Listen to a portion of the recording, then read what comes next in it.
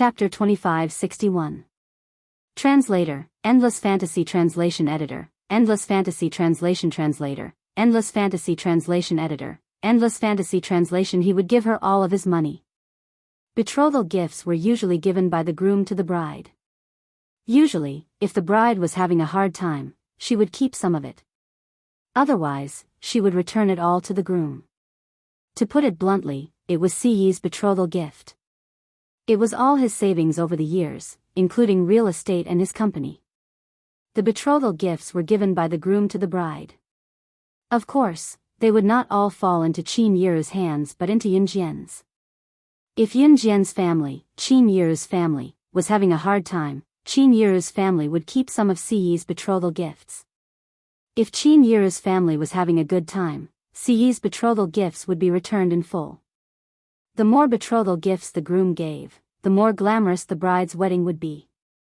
In a village, if the groom gave a betrothal gift of up to 1,000,000 yuan as a formality, he would be considered a very wealthy family. Shuang confessed on behalf of Ce. He would invite all the restaurants in the country to operate for 3 days for free, and it would only cost him 10 days of income. All of Ce's money would be given to Yunjian in the form of betrothal gifts. He would not hold anything back.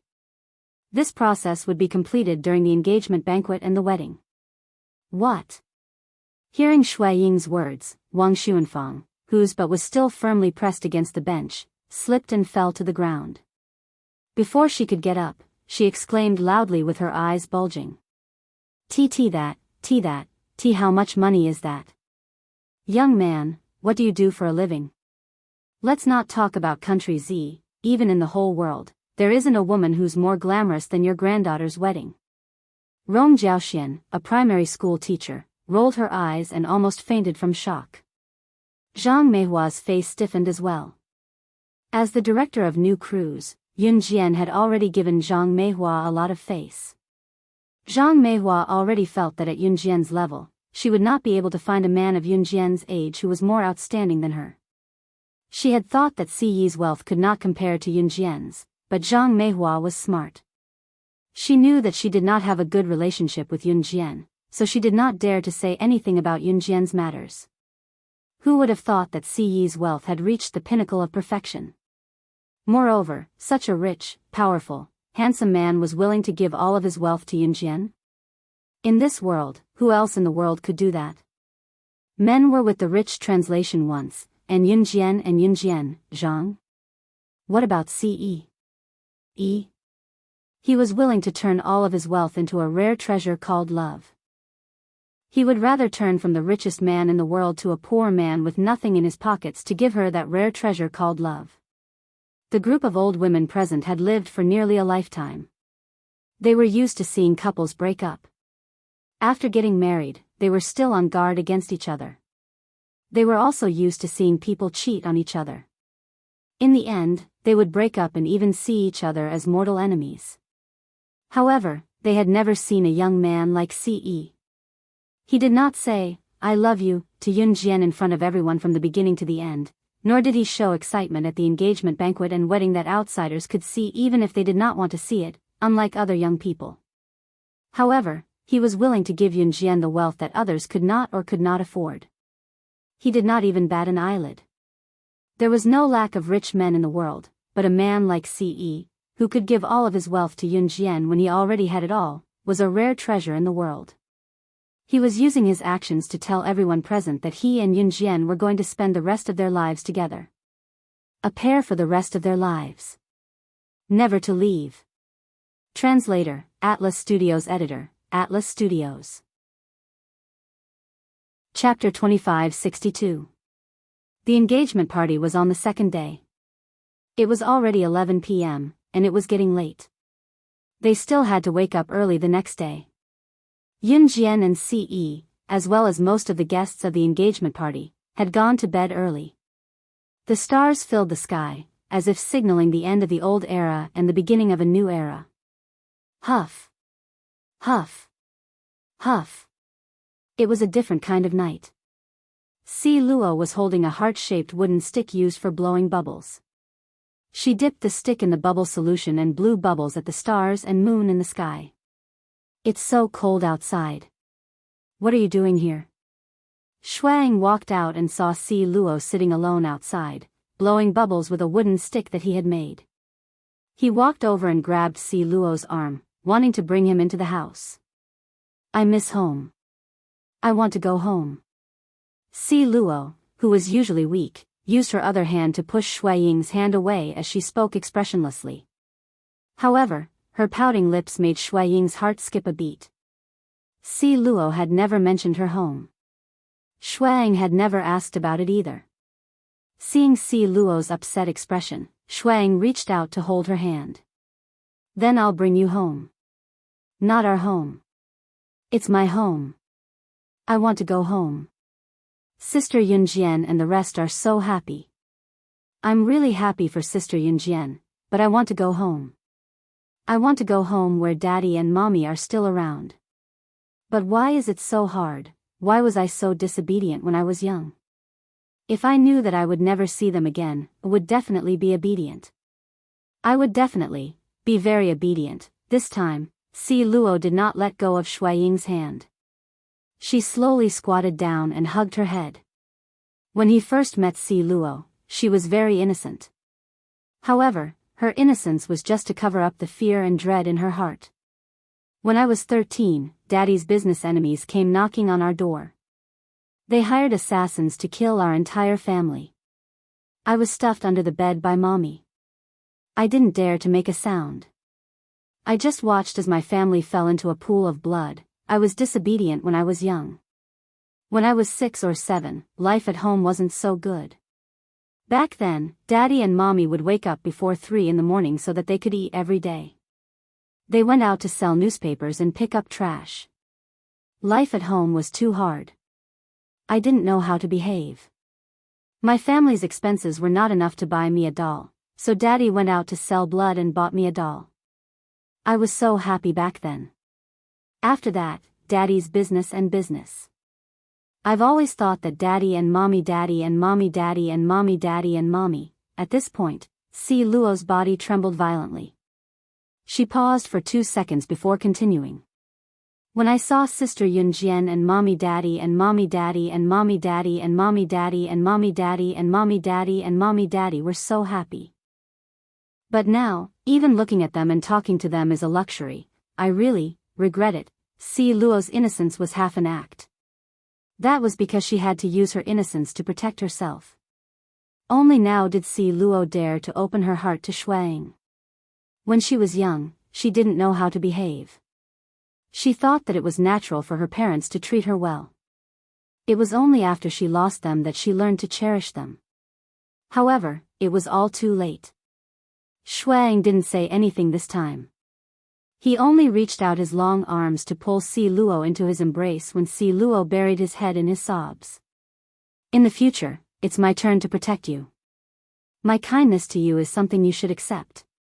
M. Chapter 2563. Shui Ying's last sentence brought tears to Si Luo's eyes. She had always felt guilty about it. Her parents' death was irreversible. But she regretted it. She regretted not being sensible when she was young. She regretted not being as obedient and sensible as she could have been when her parents were still alive. But life was like that. Once you missed it, even the richest person in the world would not be able to buy back the lost past. No one's kindness to you is something you should accept as a matter of course. Including her parents. That was why Si Luo had always been living in guilt. She hated herself for not being sensible and being disobedient when her parents were in their most difficult times. She blamed herself for not being able to repay them in time. But Shuang hugged her and said, I'm good to you, so you should accept it. His kindness to her was something she should accept. She didn't need anything in return. Just like how her parents treated her. That sentence made Si Luo's eyes turn red. She could not hold back her tears anymore. She pretended to be naive in order to survive. Even though Si Luo pretended to be naive back then, she was only half sincere. That was why no one realized it. But now, she was truly touched by Shui Ying's words. She used to think of the world as her home. But after meeting him, it was as if she had returned to her parents' protection. It was so warm. She had to cherish and accompany you. She would scold your parents for wanting the best for you.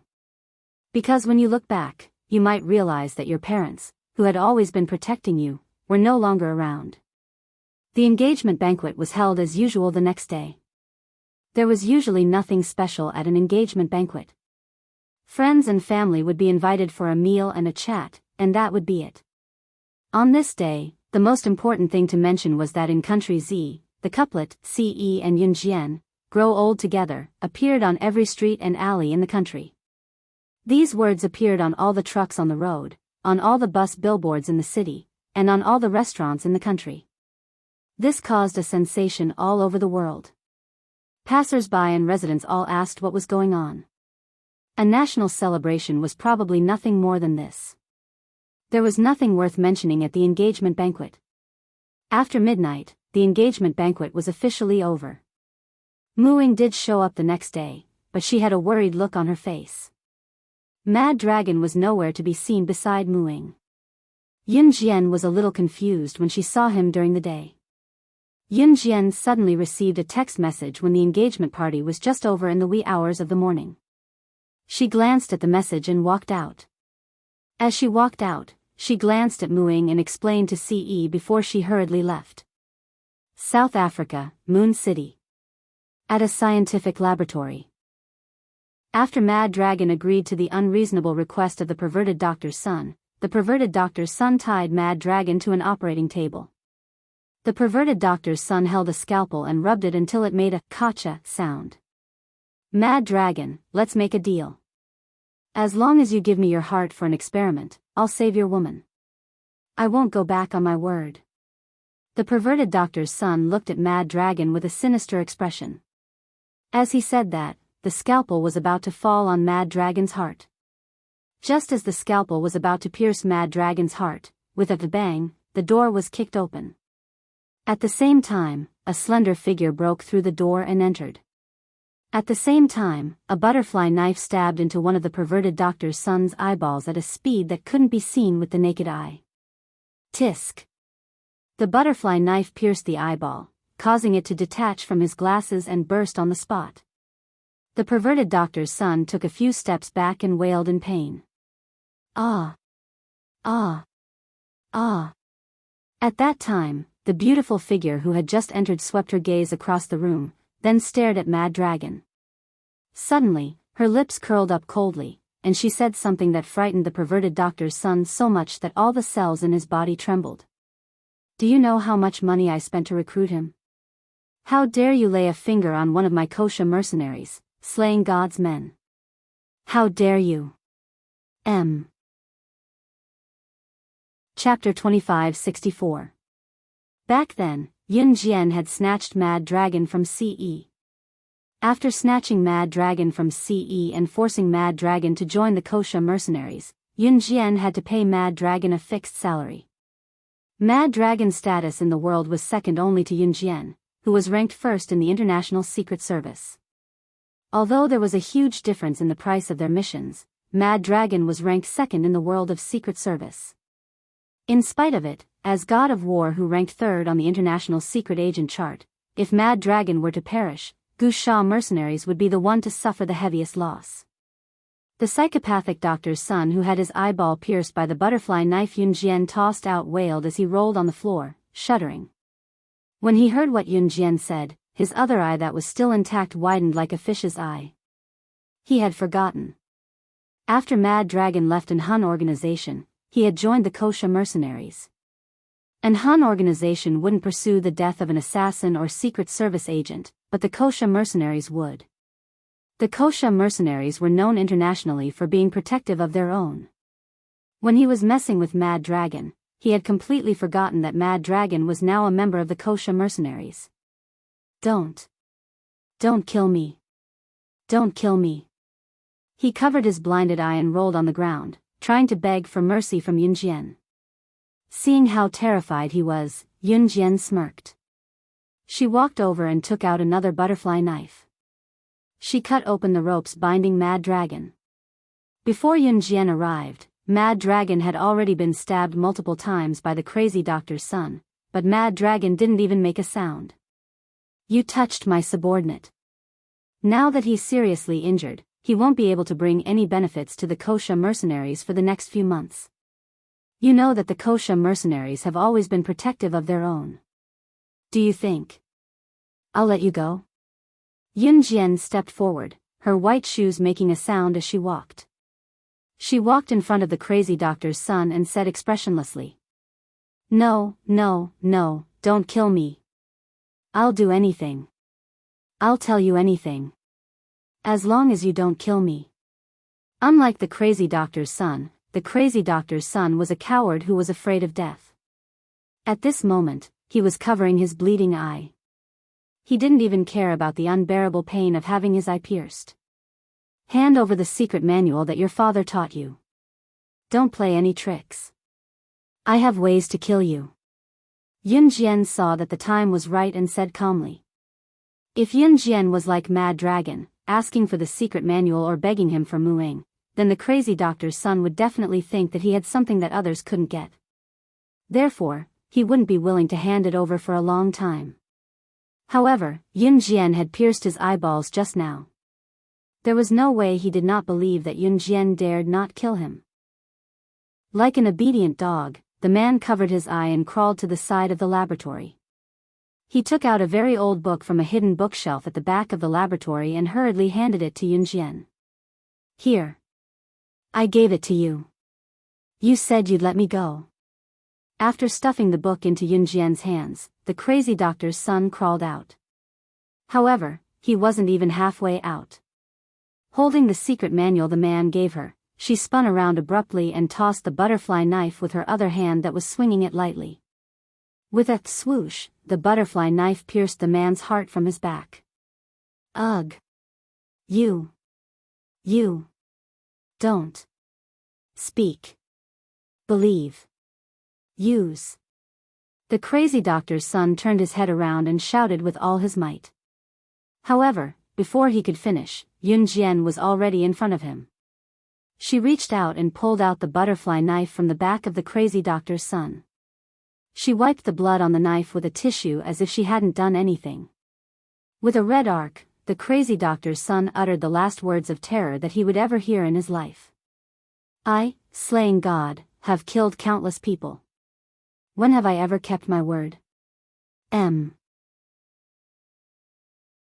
Chapter 2565. Page 1/1. As soon as Yun Jian uttered the last word, the psychopath's son's eyes widened and he fell to the ground. He did not even close his eyes as he stared at Yun Jian. If one were to look closely, they would notice that his lips twitched in panic after he heard Yun Jian's last word. His pronunciation was SS, the initials of slaying God. Cough. Why are you here? Mad Dragon had been stabbed several times. He turned to glance at Yun Jian and covered the blood that was flowing out of his wound. Mad Dragon was smart. He knew why Yun Jian wanted the psychopath's son to bring the secret manual that the psychopath had left behind. That perverted PhD student had the habit of taking notes when he was alive, and all his knowledge and wealth were recorded in this secret book.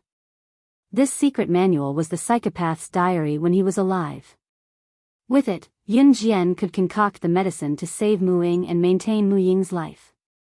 Therefore, the psychopath's son's life and death were no longer important to Yun Jian and Mad Dragon. They walked out of the laboratory.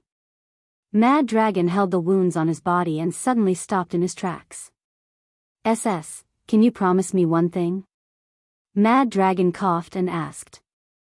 Tell me. Yun Jian had finished wiping the butterfly knife. Her eyes were fixed on it as she spoke calmly.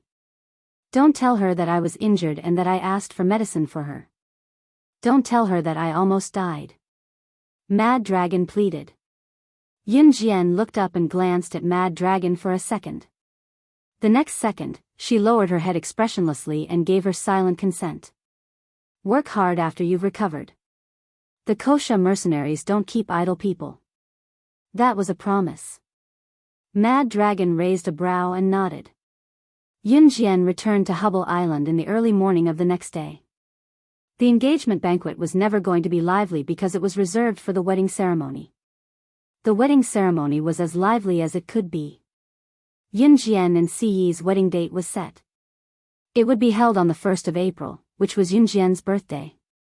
That was the day Yunjian turned 20 years old and could go to the Civil Affairs Bureau with Ciyi to get their marriage certificate. Fortunately, there was still some time before the wedding ceremony. Jian, the guests have gone back. We should pack up and go back to Longmen City. Qin Yiru mentioned the engagement banquet to Yunjian after it was over. Mom, you go back first. I'll take Xiao Jian on a trip this afternoon. The engagement banquet had just ended, but Ciyi addressed Qin Yiru as Mom, naturally, sounding like he had practiced it thousands of times. After that, Ciyi kept a straight face as if he was afraid that the two troublesome children would tag along, but he added, "It's just me and Xiao Jian going on a trip." Qin Yiru knew that Ciyi did not want to bring the two children with him at once. She smiled and nodded. Okay. I'll take Yuan and Mingyu. Have fun. In the end, Ciyi's plan did not work out. Ciyi had planned to leave Hubble Island with Yunjian, but the little boy had noticed them somehow. As if knowing that Ciyi was going to leave him and his sister behind to take Yunjian out, the little guy scurried over and mumbled, "I'm not sure." "Ayya. Daddy. Let's pee together." Peeing together meant that they were going together. Once the little boy came out, the girl noticed that Yunjian and Ciyi were leaving too. Both of them cried and threw a tantrum, so Yunjian brought them along.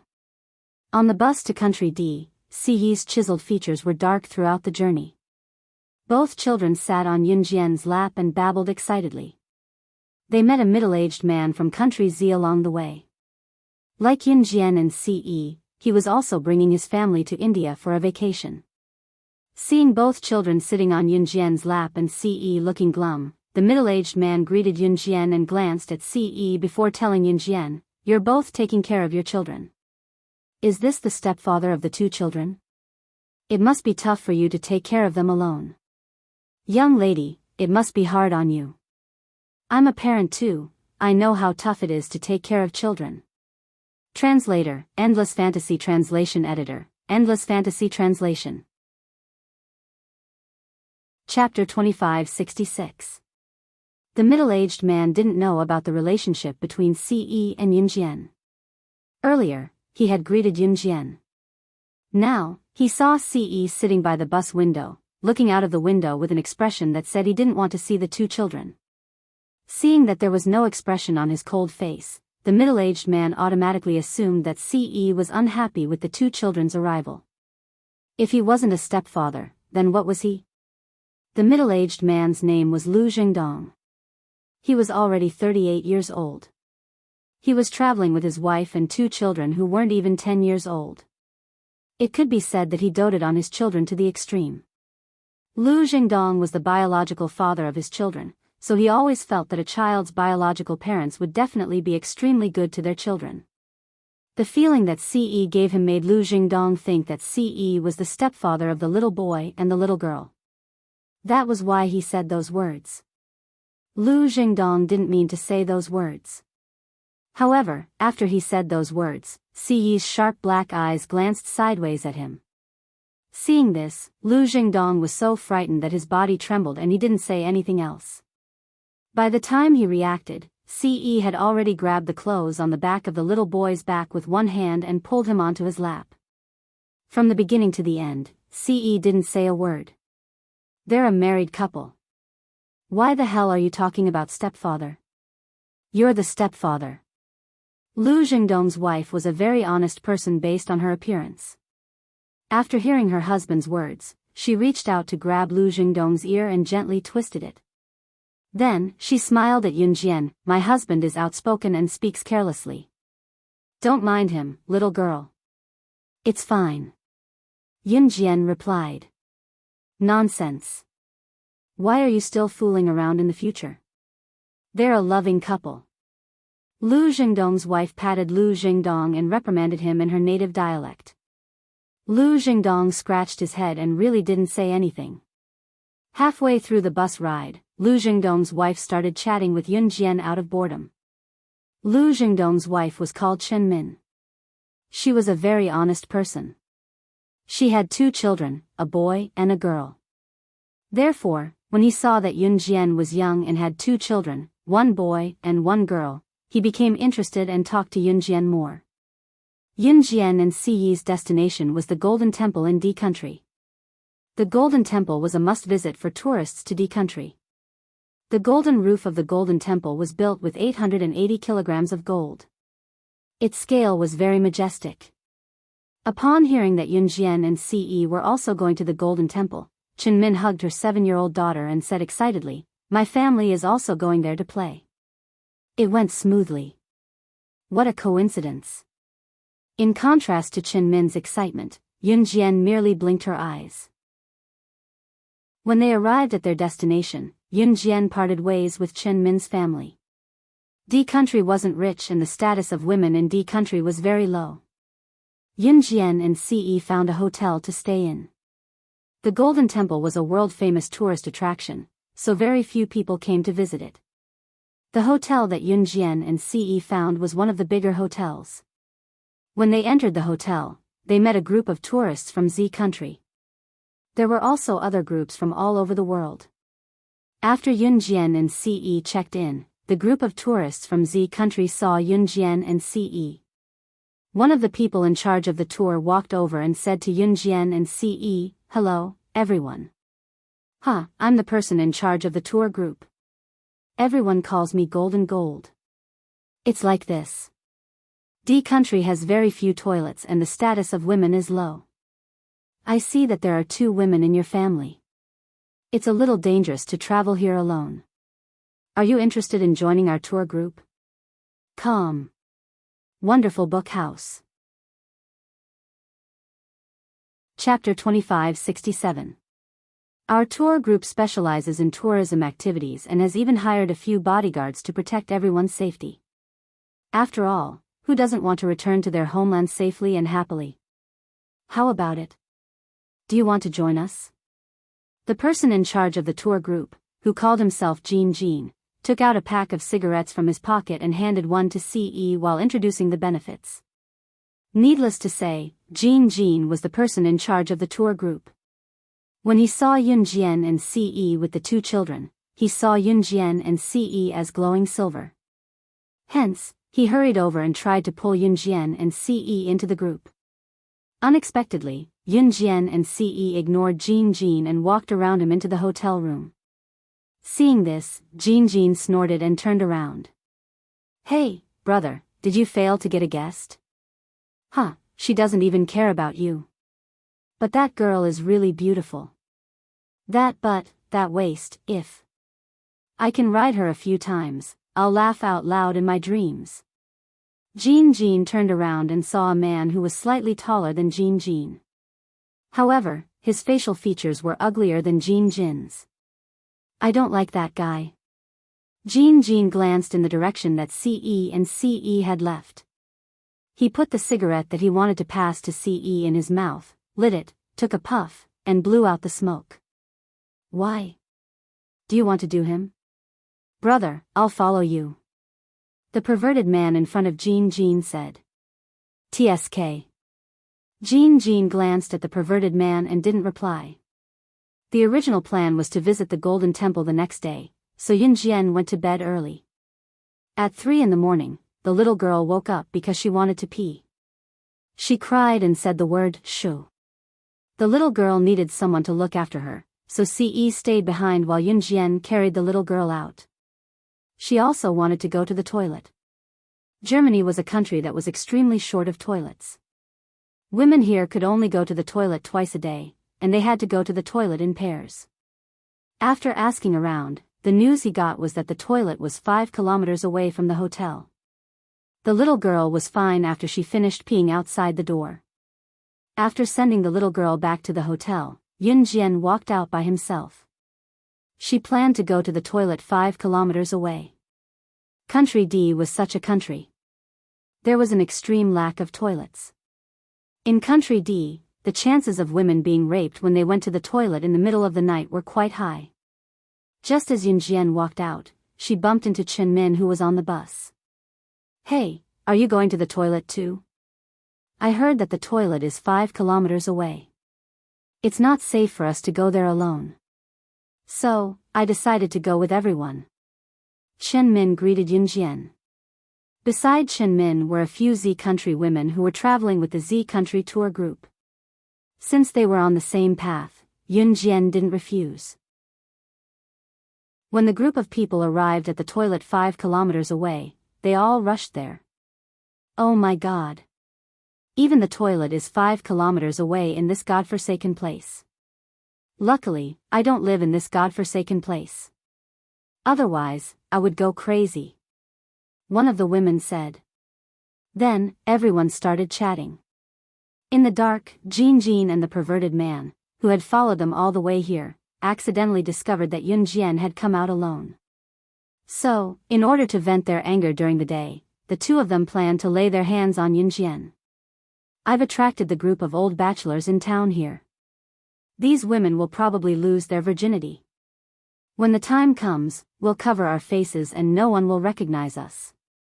We'll *CK all the women. We'll also save money on finding a prostitute. How awesome! The perverted man said in a perverted voice. Shoo, lower your voice. She's coming out. Jean suddenly covered the perverted man's mouth.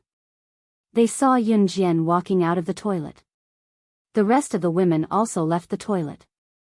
At the moment when everyone was ready to go back together, Yunjian, who had walked out of the toilet as if nothing had happened, suddenly raised her eyes.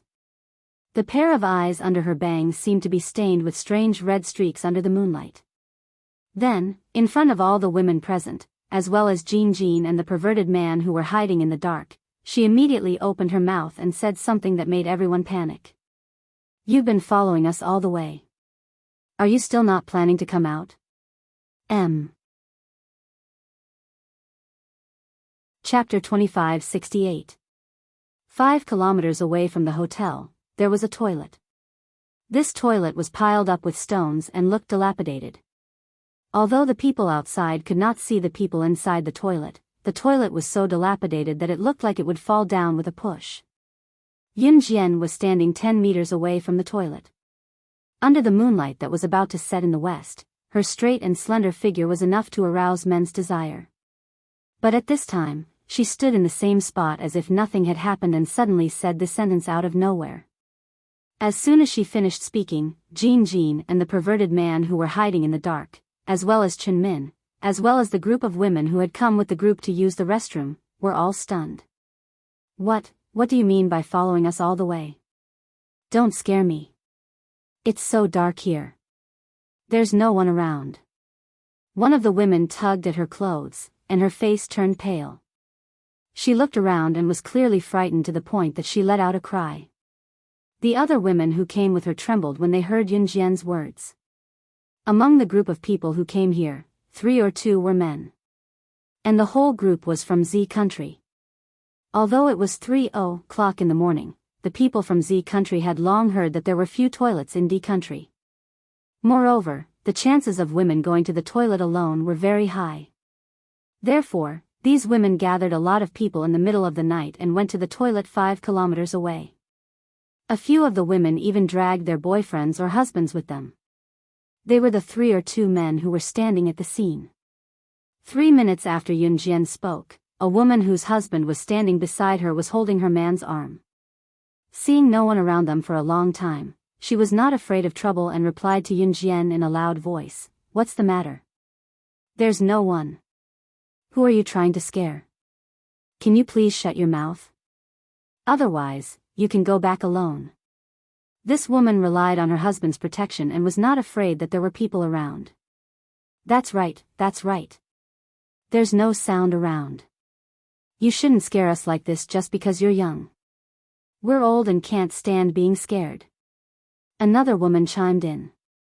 As soon as the woman holding her husband's arm finished speaking, the rest of the women also agreed and stood on the side of the woman holding her husband's arm. Exactly. Who are you trying to scare? In a dark environment, people would more or less be surrounded by a sense of ambience. At this moment, the surroundings were gloomy. Only the round moon hanging in the sky that was about to set in the west could vaguely illuminate the earth. They were surrounded by trees. In such a place, it was inevitable that she would be a little scared. In addition, the crime rate in Germany was relatively high overall. Therefore, after confirming that Yun Jian was deliberately creating a scary atmosphere, everyone present turned their attention to Yun Jian. In the dark, Jin and the wretched man were first stunned when they were discovered. Then, they turned around quietly and wanted to escape. They had originally planned to take advantage of the situation when the group of old bachelors from D country appeared and all the women present were subdued. But they had been discovered. What kind of hearing did that woman have? Jin and the wretched man quietly turned around and prepared to leave. However, just as she and the wretched man were about to leave, all the women began to accuse Yun Jian. Yun Jian, who was standing on the spot, raised her hands slightly, and 3 knives were caught in the gap between her fingers. She didn't even look at them and threw the knife in her hand into the dark. No one saw that in the night, 3 knives were nailed to the thick tree trunk in front of Jin and the wretched man, who were about to escape. It was night, and Jin and the wretched man already felt guilty for doing something bad. At this moment, they suddenly saw 3 knives flying past them and stabbing into the tree trunk. The knives that suddenly appeared were like ghosts. Under everyone's gaze, the 2 of them were so scared that they screamed and rolled to where Yun Jian and the others were. As they crawled and rolled, they shouted, F***ck, ghost, ghost. Ghost. What the hell? Ghost. Chapter 2569. Translator, Endless Fantasy Translation Editor, Endless Fantasy Translation Translator, Endless Fantasy Translation Editor, Endless Fantasy Translation. 2 silhouettes suddenly sprung out from the dark forest, causing everyone who accused Yun Jian of scaring them to shudder. There's really someone. The woman holding her husband's arm was so scared that her face turned pale. She couldn't help but turn to look at Yun Jian. How did she know that someone was following them? Tour guide Jean? Tour guide Meng? Why are you here? Just when everyone was panicking at the sight of Jin and the wretched man rushing out from the dark, someone recognized them and asked in surprise. Cough. We saw that it was not safe for you to come out alone, so we followed you and planned to protect you from behind. I was planning to secretly escort you back. Jin reacted quickly. He quickly made up a story and spoke as if it was true. Then, Jin pushed the perverted man, who was tour guide Meng. Cough. Cough cough cough. Yes, yes. Tour guide Meng quickly said after being pushed by Jin.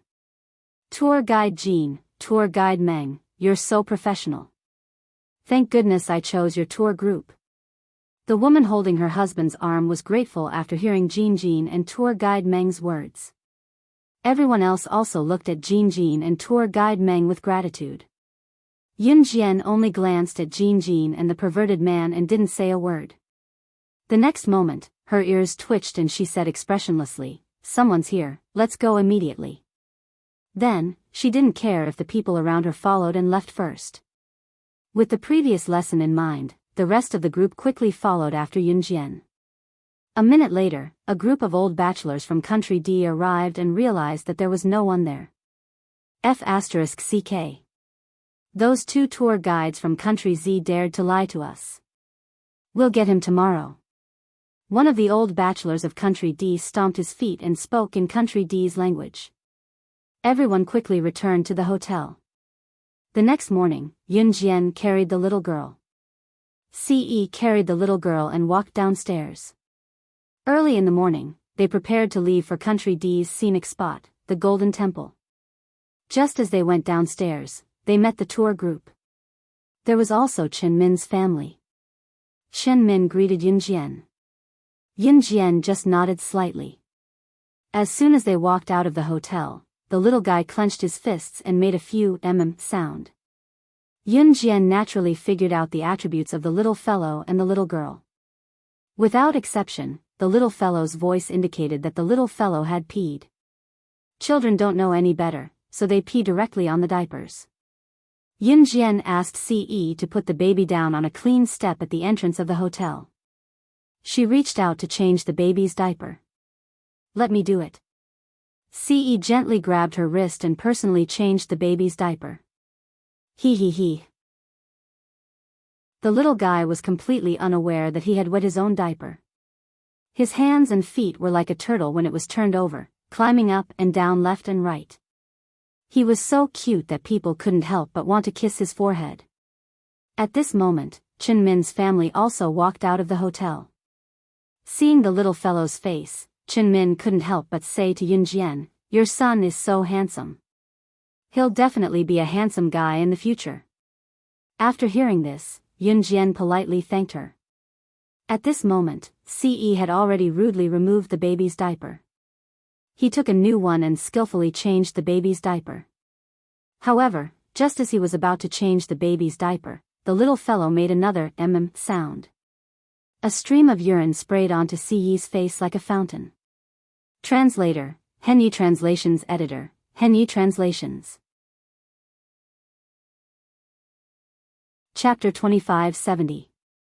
Translator, Endless Fantasy Translation Editor, Endless Fantasy Translation, Naughty Ce, Tian Taihahu, page 1/1. Ce moved to the side the moment the little guy spat out the urine. His speed was too fast for anyone to react to. However, the little guy's speed was too fast and Ce's shirt was stained with the little guy's pee. Ce's face darkened. Go back and change. I'll do it for him. Yunjian choked back the laughter she was about to burst out laughing at the sight of him. She walked over and placed the little girl on the steps. She quickly changed the little guy's diaper.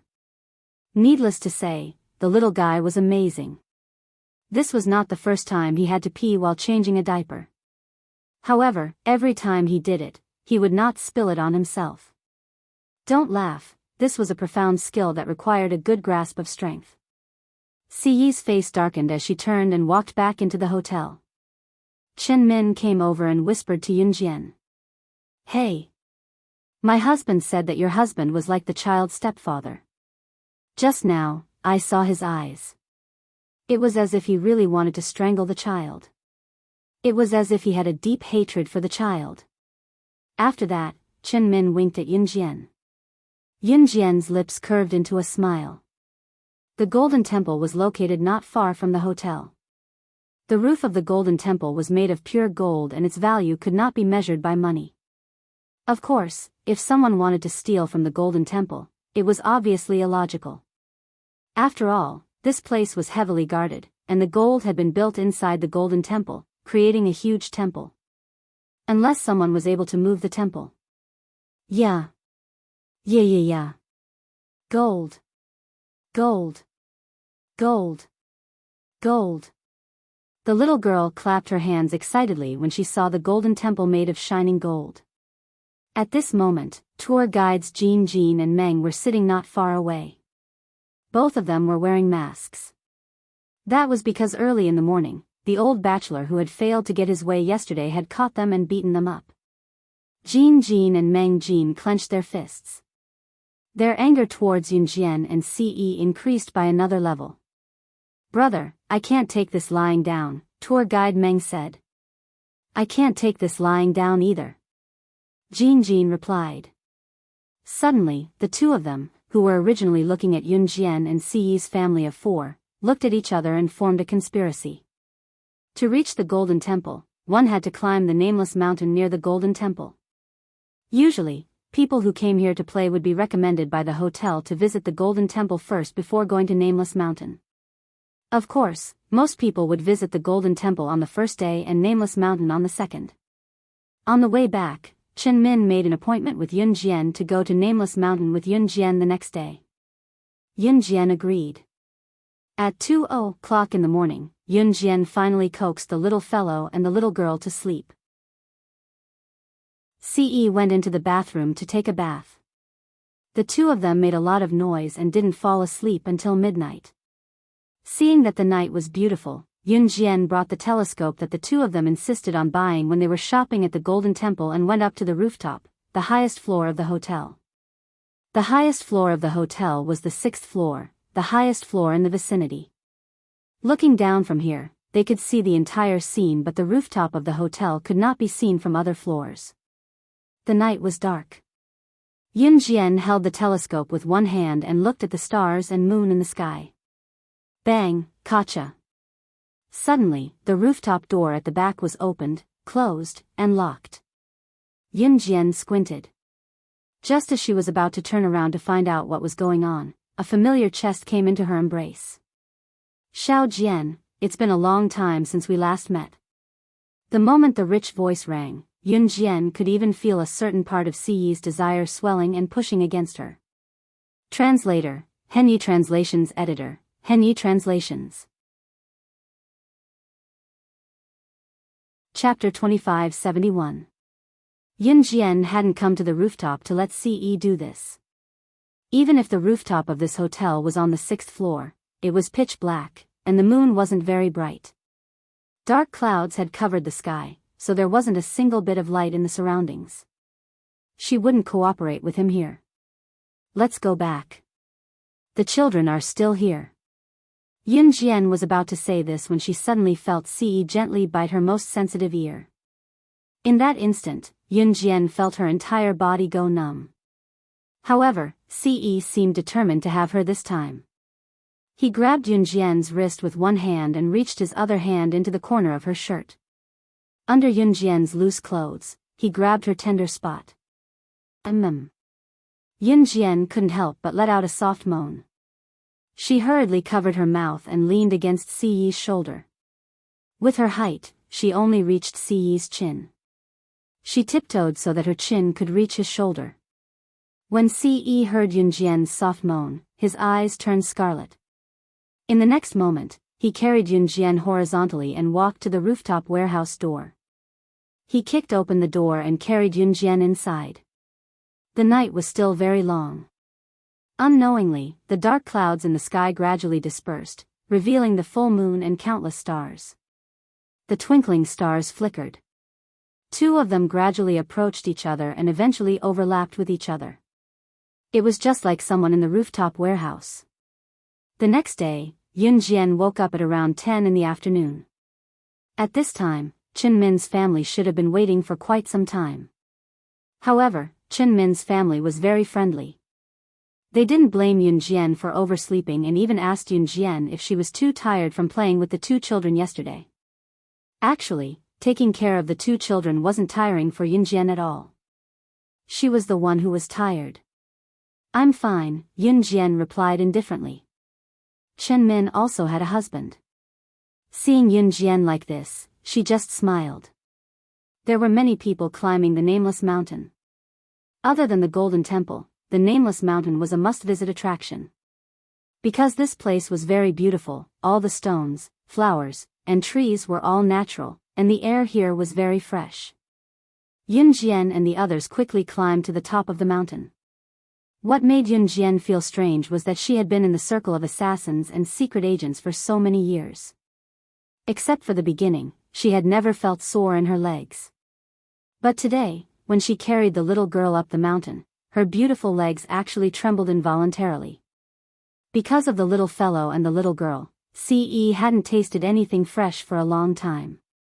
Yesterday, he had done it with her 8 times in one go. Yun Jian even suspected that Ce had 8 kidneys. We're almost at the suspension bridge.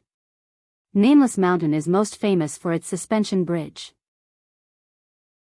This suspension bridge was suspended from the cliff of the two mountains. The bridge was 600 meters above the ground. Because it was very sturdy, everyone wanted to walk on it. It was exciting and thrilling. Let's go too. Just thinking about it makes me excited. If someone stands on it and the suspension bridge collapses, they will fall from 600 meters. Chen Min excitedly led Yun Jian and the others to the suspension bridge that was suspended from the cliff of the two mountains.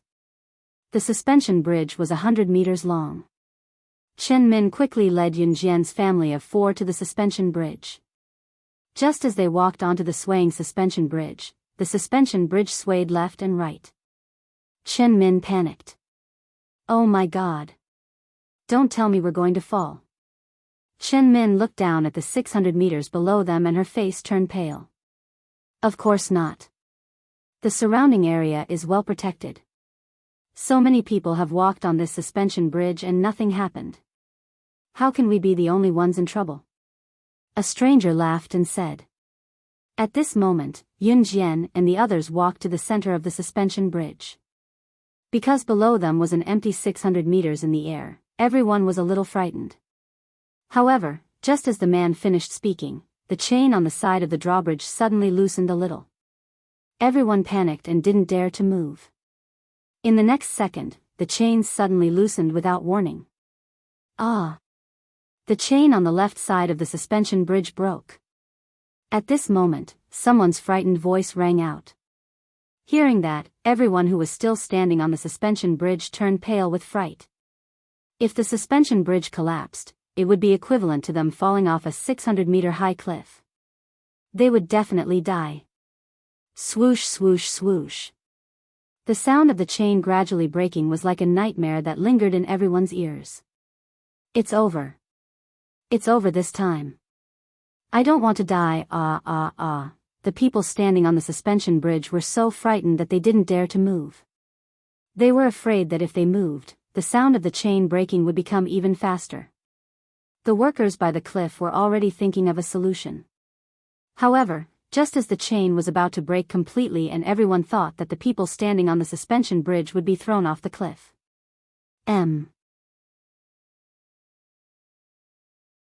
Chapter 2572. Translator, Endless Fantasy Translation Editor, Endless Fantasy Translation, page 1/1. The suspension bridge was 100 meters long. Huge thick chains and some special materials were used to hang the bridge from the edge of the cliff between the two mountains. The bridge was firmly suspended in the air between the two mountains, which were 600 meters above the ground without any defensive measures. There were a few small suspension bridges that were suspended above the water, and the suspension bridges were only half a meter above the water. Even if there was a lake flowing violently below, there was a suspension bridge on both sides of the lake. Ordinary people who walked across the suspension bridge would be scared to death. Because there were at least dozens of people standing on the suspension bridge, some people would hold the railing and violently step on it in order to increase the excitement. At this time, even if they imagined themselves falling into the lake, they would panic and tremble. Not to mention that Yun Jian and the rest were standing on a suspension bridge that was 600 meters above the ground. If they fell, it would be a dead end. Furthermore, the suspension bridge's defensive measures were usually very sturdy and should be 100% safe.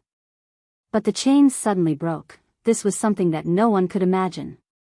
When the suspension bridge broke, there were at least 100 people on the suspension bridge.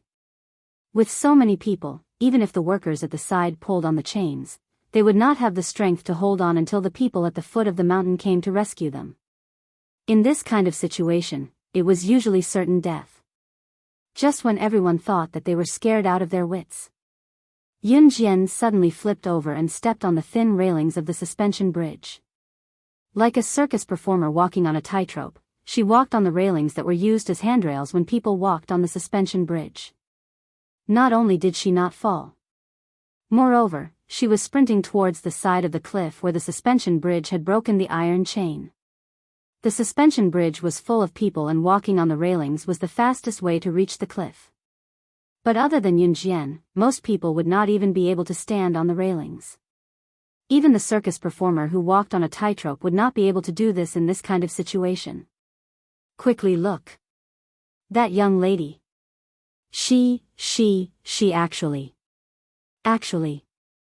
The workers at the side suddenly saw Yun Jian stepping on the railings of the suspension bridge and running towards them at a speed that could not be seen by the naked eye. They were so shocked that they shouted out loud. Heavens! What was she trying to do? We're going to fall, we're really going to fall. Who the hell is this woman? Mommy, save me. The tourists, who were hugging the railing of the suspension bridge tightly, did not dare to move. When they saw what Yun Jian did, their faces turned pale with fright. Stop her. The chains were unstable to begin with. She was running on the railing of the drawbridge again, and we could hardly hold on to the chain. Hurry up. Stop her. Fortunately, the iron chain slowly loosened.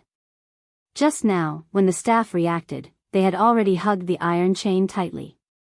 The rest of the people who didn't get on the suspension bridge and were compassionate also ran up to help the workers pull the chains.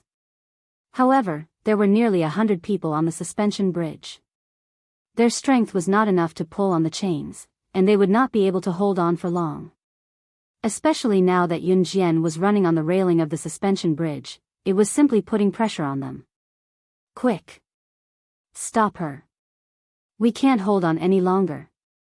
Is the engineer who can repair the chains on the mountain? A staff member pulled on the completely broken chain with everyone else. He used all his strength, and even the veins on his neck were protruding. He used all his strength to yell in a hoarse voice. Everyone who was holding on to the broken end of the chain used all their strength. Not everyone in the world was evil. This group of people who reached out to help had no relationship with the people trapped on the suspension bridge, but they reached out to help and held on to the chains tightly.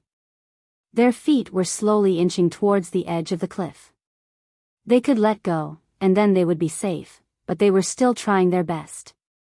They could not hold on any longer. Just when everyone thought that the people on the suspension bridge would be thrown off the cliff like a kite with a broken string, Yun Jian had already landed on the flat ground with ease. She quickly walked to the broken chain, and without saying anything, she took the tool that she had prepared to use again. She used the tool to rub the broken part of the chain, and in a few moves, the broken part of the chain was perfectly repaired. She successfully completed this series of steps in less than a minute. At this moment, the workers who were holding on tightly to the chains and waiting for the engineer to come up and fix the chains, as well as the tourists, including the people on the suspension bridge who were criticizing Yun Jian for putting pressure on them, were all stunned. Their eyes widened.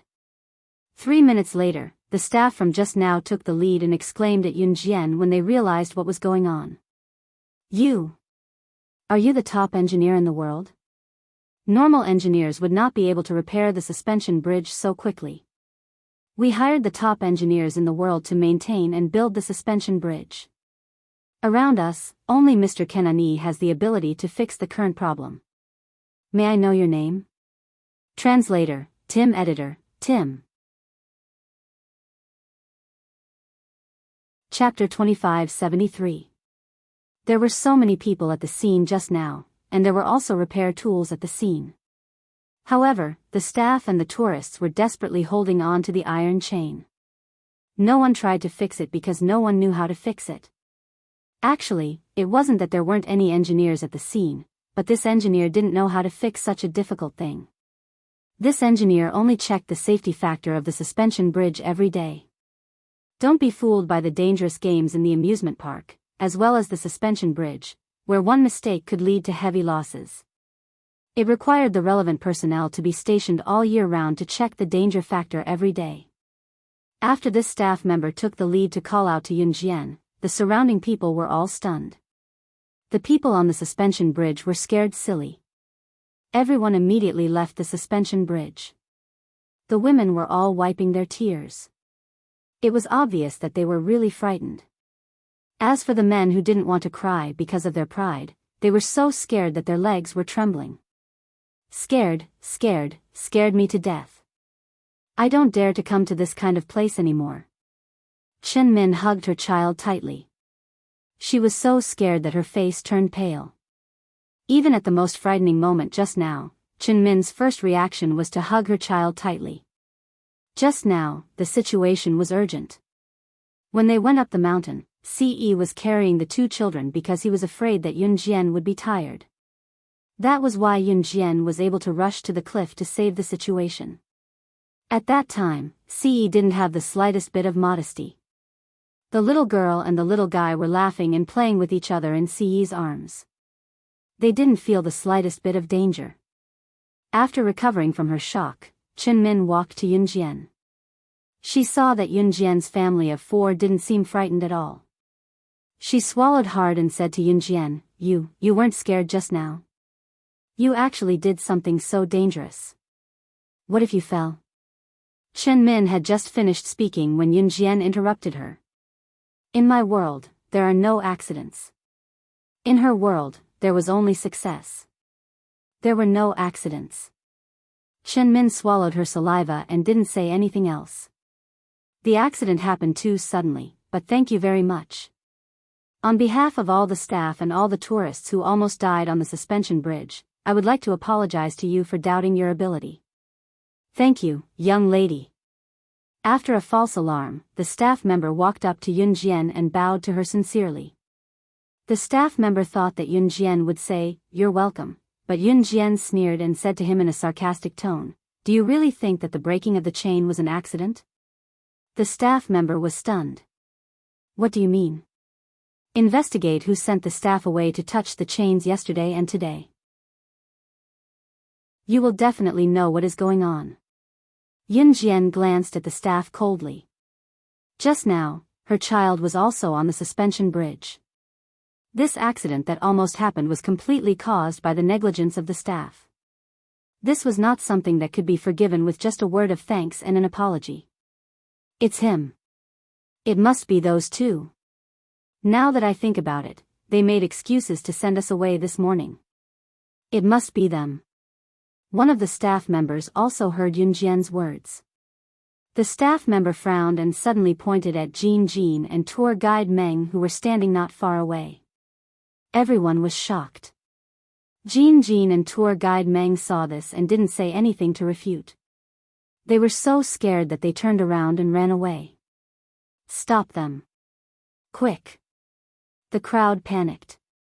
But just as Jin and tour guide Meng were about to walk down the mountain, everyone saw a small figure swish in front of Jin and tour guide Meng. She raised her leg high and kicked Jin and tour guide Meng to the ground. Several staff members quickly rushed over. Yun Jian kicked Jin and tour guide Meng in front of several staff members and said coldly, "Send these two guys to the international prison. Tell them the code word.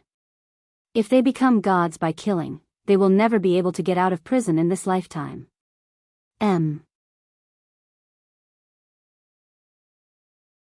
Chapter 2574.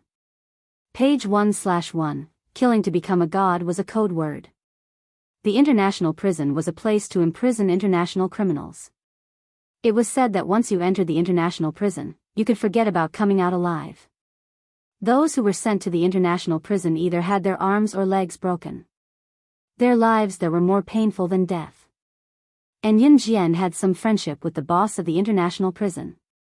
In other words, Jin and tour guide Meng's actions had seriously endangered the lives of many people. Yun Jian, on the other hand, told the staff to throw Jin and tour guide Meng into the international prison. This was no different from killing Jin and tour guide Meng. This staff member was almost killed by Jin and tour guide Meng. If the suspension bridge broke, everyone would be buried here. Jin and tour guide Meng would not leave any traces, and the staff would be the ones to suffer. Perhaps because of Jin and tour guide Meng, these staff members would be ruined for the rest of their lives. One had to know that since the suspension bridge was built, it meant that the suspension bridge was definitely not dangerous. Of course, unless it was man-made. The staff member was disgusted with Jin and tour guide Meng after finding out about their behavior. Hearing Yun Jian's words, the staff member hurriedly responded, "Good. I will make sure that they are severely punished." At this time, the tourists who had just escaped from the suspension bridge heard about this. They stood up one by one and personally escorted Jin and tour guide Meng away. The group of tourists who had been brought to D country by Jin and tour guide Meng all exclaimed, "Those two evil people. To think that I thought they were good people. I didn't expect them to almost harm us. This kind of scum deserves to die." As it turned out, Jin and tour guide Meng were done for. After staying in country D for 3 days, Yun Jian and Ce did not stay for long, returning to Longmen City in a low-key manner by car. After Yun Jian and Ce returned to Longmen City, the next day, the news reported that 2 tour guides of a certain tour group had lost their humanity and hundreds of innocent people had died at Country D's nameless mountain. In the end, perhaps even the heavens couldn't stand it anymore. On the way to the international prison, the truck carrying them suddenly flipped over and went down the mountain. Jin and tour guide Meng were killed on the spot. On the other hand, the driver of the truck was completely unscathed. There was no sign of injury at all. When Yunjian saw the news, she closed her eyes and turned to look at Ce, who was staring at her intently. Needless to say, this matter was definitely done by him. Of course, Yunjian didn't ask too much. She packed her luggage and planned to go back to school in Jiangxing City. After a while, she would set off for Yun Province's Hidden Dragon Mountain. On the Hidden Dragon Mountain, there was a third artifact that was enough to kill the mysterious man. She had never forgotten. But before that, she had to go back to Jiangxing City to study for a period of time. It had been a long time since he went back. When Ce saw that she was halfway through packing, he stretched out his slender fingers and massaged his temples. "Xiao Jian, if there's something I'm hiding from you, will you blame me?" he asked abruptly. His words made Yunjian's hand pause in the middle of packing. "It's okay if you blame me. You're mine when you're alive and you're mine when you're dead." Ce moved his lips and passed a document to Yunjian in the next second. Yunjian merely glanced at the document nonchalantly. Her pupils contracted in the next second. Yunjian, who had always been calm, looked shocked. On the document that made Yunjian's expression change, it was written as follows: Top reading website, M. Chapter 2575. There weren't many things in the world that could make Yunjian reveal such an expression. However, what was written in the information was beyond Yunjian's imagination. Is this true? Yunjian pursed her red lips. Her shocked and incredulous expression was replaced by an unconcealable joy. "I've been hiding it from you because of Enhun's rules. They don't allow the assassins and agents in the organization to have any attachments. Your brother is an exception." Ce nodded. He had been hiding this from her for a long time. At first, it was because he had lost his memory of being a senior immortal and didn't recognize Yunjian. Therefore, he only treated her as an agent of Enhun. Later, he couldn't bring himself to say it. He was afraid that the loving relationship he had built with great difficulty would be ruined by this incident. Finally, he mustered up the courage to speak. As the leader of Enhun, Ce killed people without batting an eyelid. He never did things sloppily. However, when it came to her, whenever it concerned her, even if he had done something bad to her, he would hesitate for a long time, mustering up the courage to speak. These words didn't exist in Ce's mind before he met Yunjian. Ce was already prepared for Yunjian to be angry with him after she read the information he gave her. However, Yunjian's hand that was holding the information trembled violently. In the next moment, she suddenly threw the information on the floor and rushed up to him. She hugged Ce. Then, she used her actions to tell Ce that after she found out about this incident, it didn't matter if she was angry or not. Instead, she became even more proactive. That night, Ce enjoyed Yunjian's unprecedented actions. For Yunjian to be so proactive after she found out, Ce must have taken out this information when he had just confirmed his relationship with Yunjian. Then, wouldn't he be able to eat meat earlier? He might even have formed a football team. He Province, Suzhou. As a province in the central region, He Province wasn't prosperous, but it didn't retire either. In Suzhou of He Province, the class differentiation was very obvious. In the city, the rich were filthy rich, while the poor were so poor that they had to beg. In this era, the country had yet to give all homeless people a place to stay. Now, there were no longer any homeless people who begged on the streets. They didn't even have a place to sleep at night, so they had to sleep in the gutters. That was because the country was paying for these poor homeless people.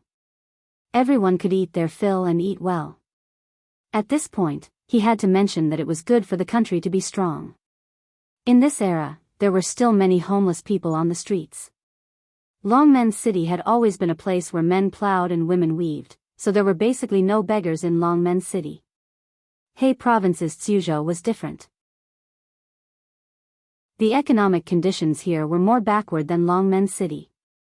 Many people could still be seen huddled up in public places such as the train station. In a slum in Suzhou. It was a 19-year-old girl with a black hat on her head. She was dressed in simple clothes, but they couldn't hide her perfect figure. She shuttled through the slums and soon arrived at a dirty place. Matching the address written on the slip of paper in her hand, Yun Jian walked into a slum. Coming to the second floor of the slum, Yun Jian saw the door open just as she reached the staircase. In a dilapidated room, a poor woman dressed in sackcloth was bending over to cook a simple meal in a pot made of firewood. You guessed it right. Her parents in her past life weren't dead. It was Ce back then who got someone to hide this matter, so she couldn't find out about it no matter how hard she tried.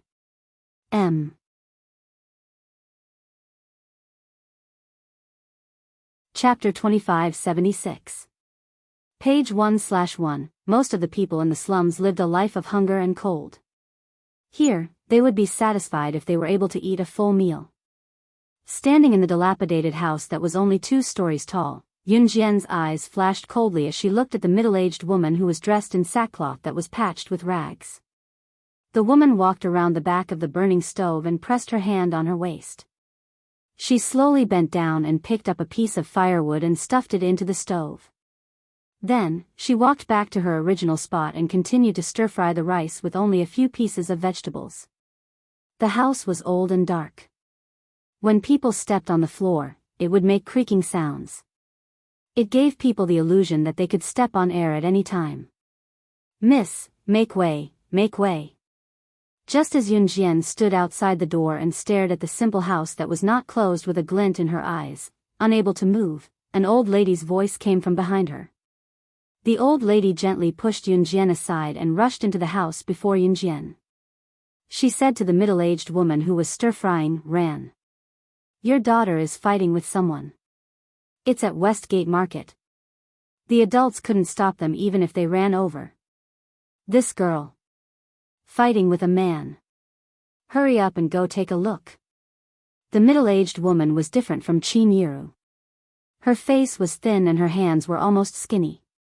Her face was full of yellow spots. However, one could vaguely see that she was also a great beauty when she was young. The middle-aged woman's surname was Zhou and her name was Ran. Zhou Ran. When Zhou Ran heard the old lady's words, her hands froze. Pada, the old spoon she used to stir-fry, fell to the ground. "Auntie Wang, please help me put out the fire. I'll go over right now," Zhou Ran said to the old lady. Then, she walked out anxiously. On Zhou Ran's face, there was a sadness that couldn't be washed away. It was a kind of sadness that came from the depths of her soul. Zhou Ran quickly ran out of the house. But the moment she ran out, she inadvertently glanced at Yun Jian. Their eyes met. With just one glance, Zhou Ran stopped in her tracks. She stared at Yun Jian. She should have taken a step forward, but she couldn't. "Ran. What are you doing? What are you going to do if your daughter gets taken advantage of if we're late? I don't know who this girl is looking for. I'll help you entertain her. Hurry up and go." The old lady who Zhou Ran called Auntie Wang urged her. Zhou Ran took one last glance at Yun Jian and rushed out. 15 years. Yun Jian was kidnapped when she was 5 and entered an Han organization. Yun Jian was 19 this year, but she was actually 20. She could no longer remember how her parents in her past life who took care of her looked like when she gave birth to her, but when she met Zhou Ran's gaze just now, the blood in her body told her that she was her mother in her past life. There was no mistaking it. After Zhou Ran left, the old lady looked up and wanted to ask Yun Jian who she was looking for. But when the old lady looked up, Yun Jian was already gone. Westgate Market. Because Zhou Ran ran too fast, she almost fell down. Her hands were quick, and she supported herself on the ground to stand up. Her knees were heavily rubbed against the ground, but she didn't care about the pain in her knees and rushed to the Westgate Market. "What did you say?" "Say it again." "My sister will come back. And my little brother will come back too." Don't talk about my mom like that. My mom isn't a jinx. At the entrance of the market, a girl who was 1.7 meters tall and had short hair clenched her fists and scolded back while fighting with 4 or 5 boys.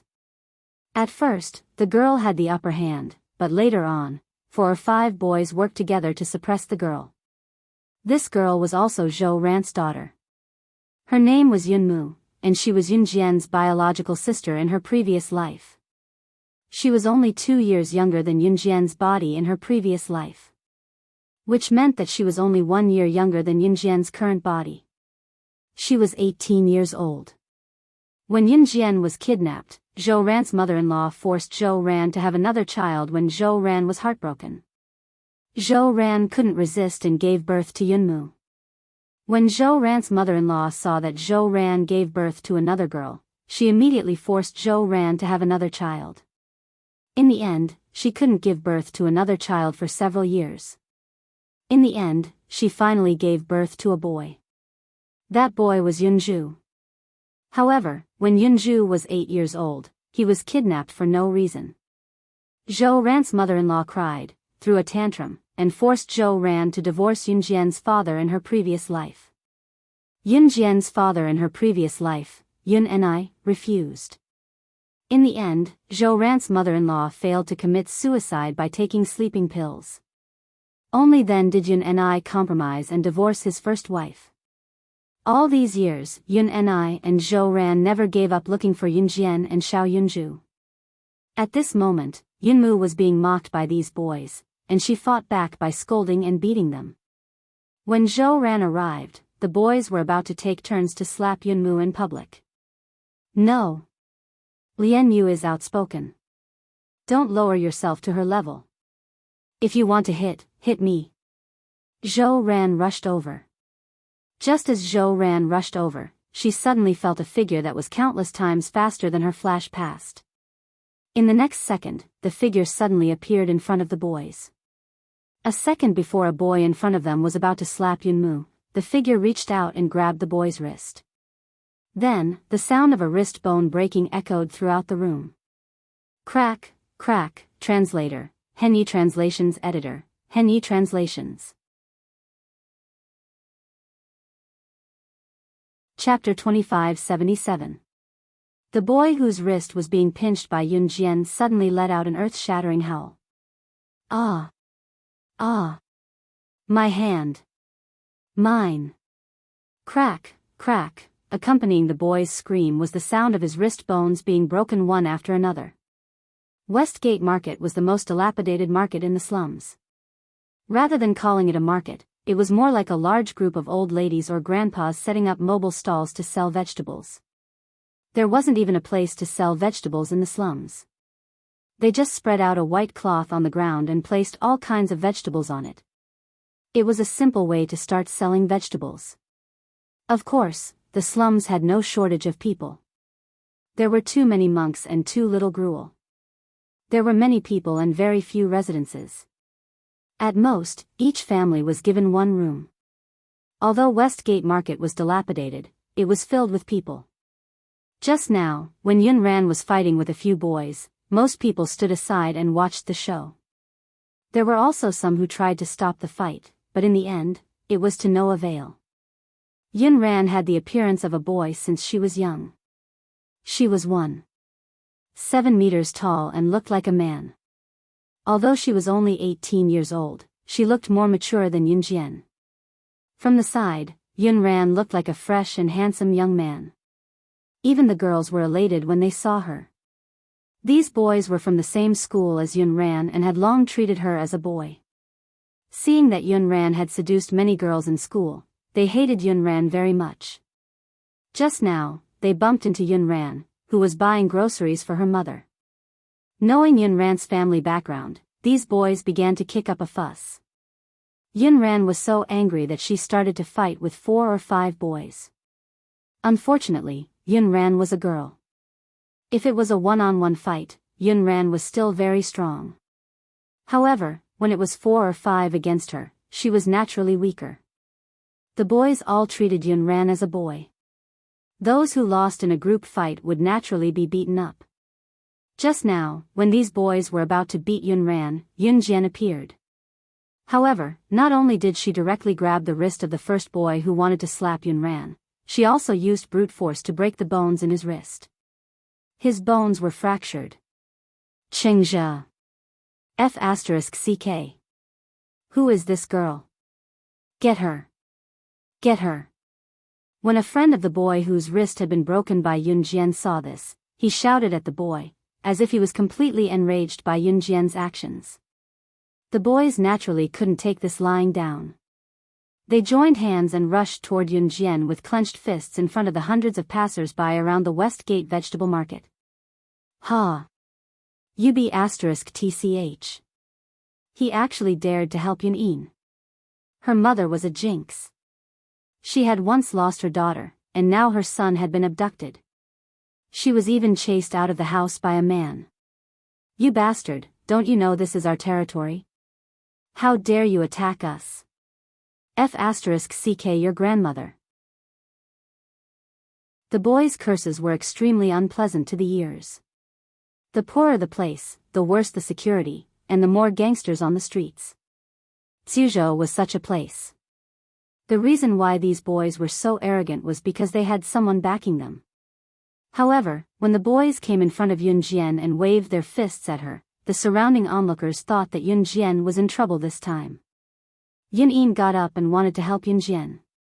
For some reason, when Zhou Ran saw these people beating up Yun Jian, her heart burned with pain. She wanted to step forward and block the violence of these arrogant boys for Yun Jian. Yun Jian gave a side kick and directly raised her leg high to step on the leading boy. She opened her hands and directly grabbed the sleeves of the two boys behind him.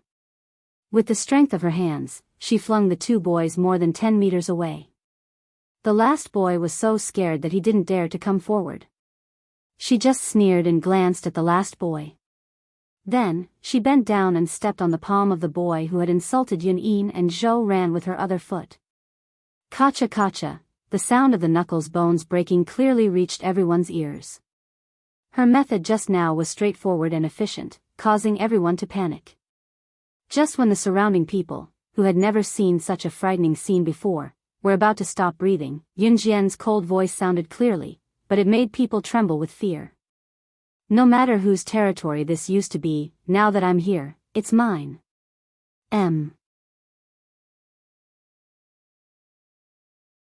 Chapter 2578.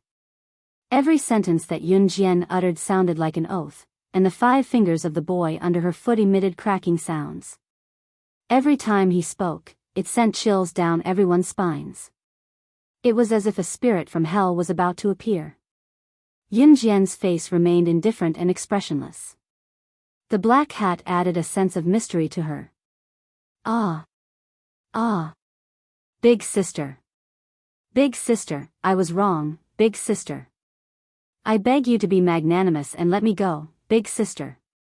The boy used his other hand to grab his wrist that was under Yun Jian's foot. His face was pale from the pain. His body trembled because of the pain and Yun Jian's ghostly words.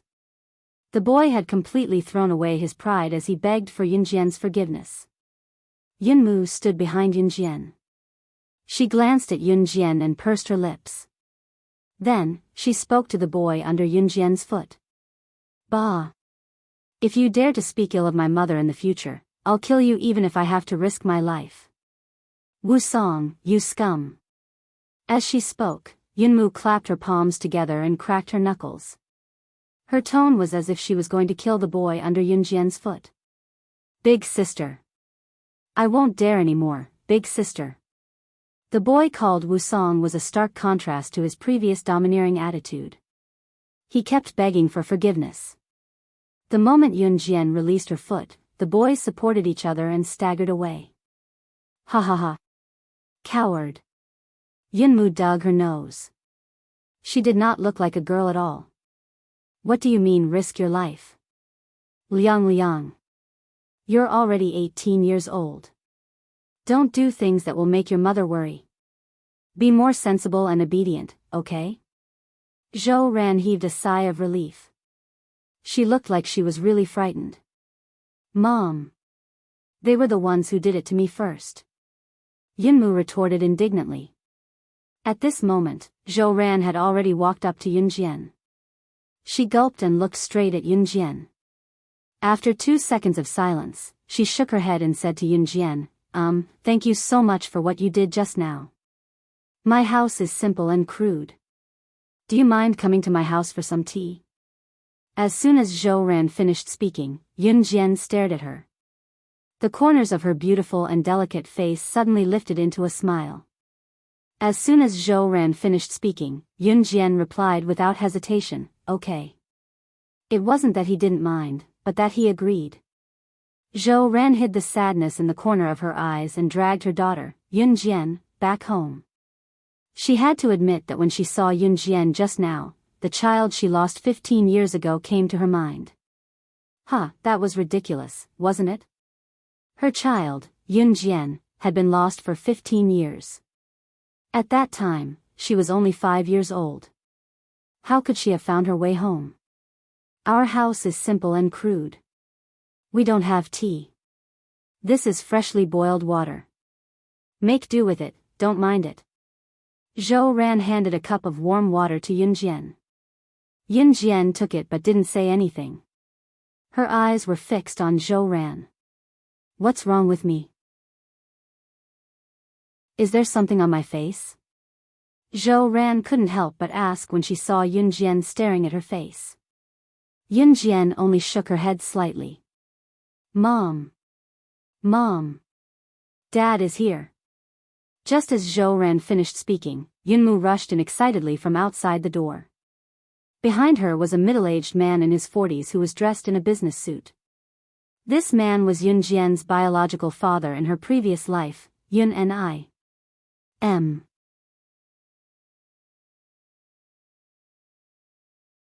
Chapter 2579. After Yun and I walked into the house, he glanced at Yunjian, who was sitting in the room, and then said to Zhou Ran, "Do you have a guest?" As he spoke, Yun and I did not avoid it. He took out a large stack of red 100 yuan from his briefcase and handed it to Zhou Ran. "Ran, take the money." When Zhou Ran saw the money, tears fell again, but she still reached out with trembling hands to take the money from Yun and I. Compared to Zhou Ran and Yun Ran, Yun's clothes were much better. That was because Yun and I was an old employee of a company in Suzhou, and his income was not low. The clothes he was wearing were distributed by the company, so naturally, they were not too shabby. In fact, Yun's usual clothes were very simple and crude. Take this money and ask old Zhang to go out and find them. Don't be afraid. We still have a long life. We will definitely find the child. There is nothing money can't do. The child will come back one day. Yun and I put his hand on Zhou Ran's shoulder and said this. In the end, even his own voice was slightly hoarse. Yun and I wiped his tears fiercely and smiled. He turned to walk out and then said, "Then, take good care of the guest. If I don't go back, I will be discovered." Although Yun and I and Zhou Ran were divorced, he had been saving money for Zhou Ran. It had been 15 years since Zhou Ran took this money and begged people to find Yunjian and Yunju. For 15 years, they wore tattered and mended clothes and lived like beggars. Even food and clothing were problems, but they never gave up looking for their child. "Dad. Be careful on the way back," Yun Lian said to Yun and I. "Yes. Okay." Yun and I nodded. But just as Yun and I walked out and was about to leave, 2 figures suddenly appeared at the gate. The 2 figures were one old and one young. The old one was an old lady in her 50s or 60s. She was dressed in ordinary clothes. In this slum, she should be considered rich. Actually, they were just dressed like a well-off family. The one missing was a woman around 36 or 37 years old. She was also dressed gorgeously. As soon as the old lady appeared, she glared at Zhou Ran and scolded Zhou Ran. "Sure. You bitch. She has divorced an I, for so many years, yet she is still pestering an I, What are you doing with our family's money? What do you want to do?" The old lady was Yun's mother. She was also the mother-in-law who tried to commit suicide by swallowing sleeping pills and forced Yun Ni and Zhou Ran to divorce. Leave yourself alone and live a good life. However, you have been harassing my Ni, all these years. Damned lowly maid. Ni, is going to marry Wen next month. You lowly servant, mistress. Go and die as soon as possible. As the old lady spoke, she pulled the 36 or 37-year-old woman standing beside her and scolded Zhou Ran. This 36 or 37-year-old woman was Wen, who was going to marry Yun Ni next month. Shintu Wen was an employee of the same company as Yun Ni. However, her position was lower than Yun Ni's. Therefore, God liked her very much and forced Yun Ni to marry her. Yun Ni did not agree and delayed it for so many years. Mistresses have been causing trouble since ancient times. Bitch! How dare you take my family's money after you are divorced? I will beat you to death. The old lady stared at the stack of money in Zhou Ran's hands and was so angry that her hair stood on end. She rushed over and wanted to grab Wen's hair and fight with her to snatch the money. However, just as the old lady's hand was about to land on Zhou Ran, a pair of beautiful hands grabbed the old lady's collar. Who are you? This is my family's business. You are an outsider. Get out of here. The old lady saw Yun Jian suddenly stand up and she scolded Yun Jian. Just as Shintu Wen was looking at Zhou Ran smugly and everyone thought that Zhou Ran would back down, Shintu Wen's expression changed. Yun Jian pointed at Zhou Ran in front of everyone and uttered a statement that sent a ripple of shock through the crowd with a straight face. I am Yun Jian, her biological daughter who was separated from her 15 years ago.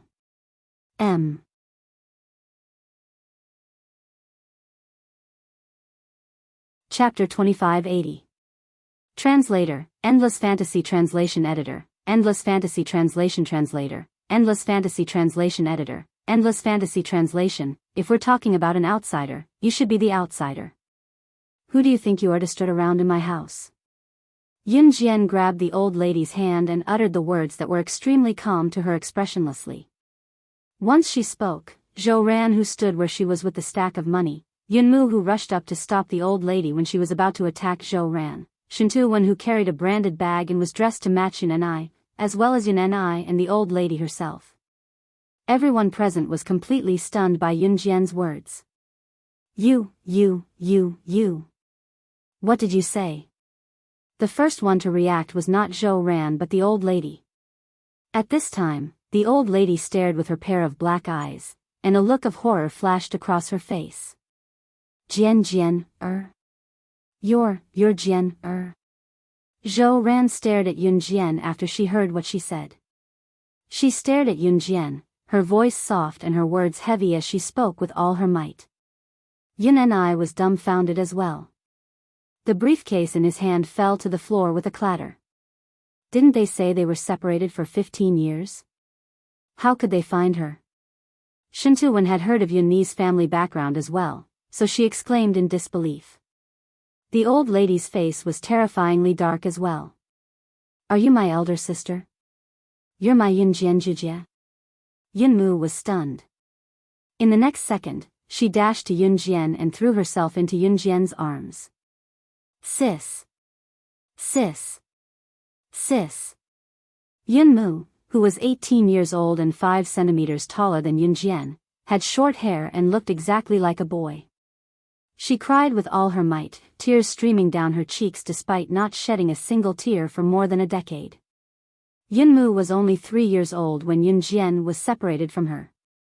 When her younger brother was kidnapped, Yun Ying was already in her teens. But Yun Jian was no longer around, so she was the elder sister. From the day her parents divorced, Yun Xing cut off the long hair that she loved the most for more than 10 years. She swore that she would protect her mother like a boy. Be the pillar of the family. She wanted to protect her mother from being bullied. So she forced herself to live as a boy. After witnessing Yun Jian's skills at the Westgate Market, Yun Mu's face was full of envy. If she had such skills, she wouldn't have been bullied all the time. When she found out that Yun Jian was her biological sister and recalled the way Yun Jian had protected her, she burst into tears on the spot. She was also someone who had her elder sister protecting her. In response to the crowd's bewilderment, Yun Jian spoke calmly, "I am. Just because you say so. What if it wasn't? How can you prove that you're Yun Jian who was lost 15 years ago?" When the old lady heard that Yun Jian was her long-lost granddaughter, not only was she not agitated, she glanced at Yun Jian instead. To the old lady, other than boys, everyone else had nothing to do with her. Before Yun Jian came out of Zhou Ran's womb, the old lady was so nice to Zhou Ran that she looked like she was going to dig her heart out. When Yun Jian was born naturally and it was a girl, the old lady rushed home from the hospital in a huff and did not visit Zhou Ran again. When she found out about Yun Jian's identity, the old lady was not surprised at all. Instead, she loathed her even more. She must be my Jian. From the first time I saw her, I knew she must be. I can feel it. She's my Jian. Zhou Ran shuddered as the stack of bills in her hands fell to the floor. She rushed over to hug Yun Jian. Money was never as important as her child to Zhou Ran. Opening her mouth, Zhou Ran wanted to say something as happiness came too suddenly. She had thought about it countless times in her dream, but she could not bring herself to say it when she saw Yun Jian. "Can you call me Mom?" Zhou Ran asked, looking up at Yun Jian. Yun Jian looked back at her. Just when Zhou Ran and everyone else thought that Yun Jian would not say it, she pressed her red lips together and said expressionlessly, "Mom." "What, Mom?" "Stay away from the Yun family from now on. You even took my son's money. So what if you found your daughter? Don't expect my to raise your daughter for you. You're the woman who lost my eldest grandson. Find my eldest grandson if you have the guts." The old lady pounced to pick up the bills on the floor and started lecturing with clicks of her tongue. Translator, Atlas Studios Editor, Atlas Studios. Chapter 2581. Translator, Endless Fantasy Translation Editor, Endless Fantasy Translation Translator, Endless Fantasy Translation Editor, Endless Fantasy Translation. Old Madam was afraid that when Yun Jian came back, Zhou Ran would ask her son for Yun Jian's living expenses. She also hated Zhou Ran for letting her grandson, Yun Zhu, whom she had painstakingly obtained, be abducted. "Mom!" Yun Ni shouted when she heard Old Madam's words. "What's wrong? Did you rebel? Are you going to go against your mom for a woman who has nothing to do with you? Don't forget that you're going to marry Wen next month. Wen, isn't she?" Old Madam did not wait for Yun Ni to finish her words. She picked up the 100 yuan that had slipped from Zhou Ran's hands and stuffed it into her arms, as if she was afraid that someone would snatch it away.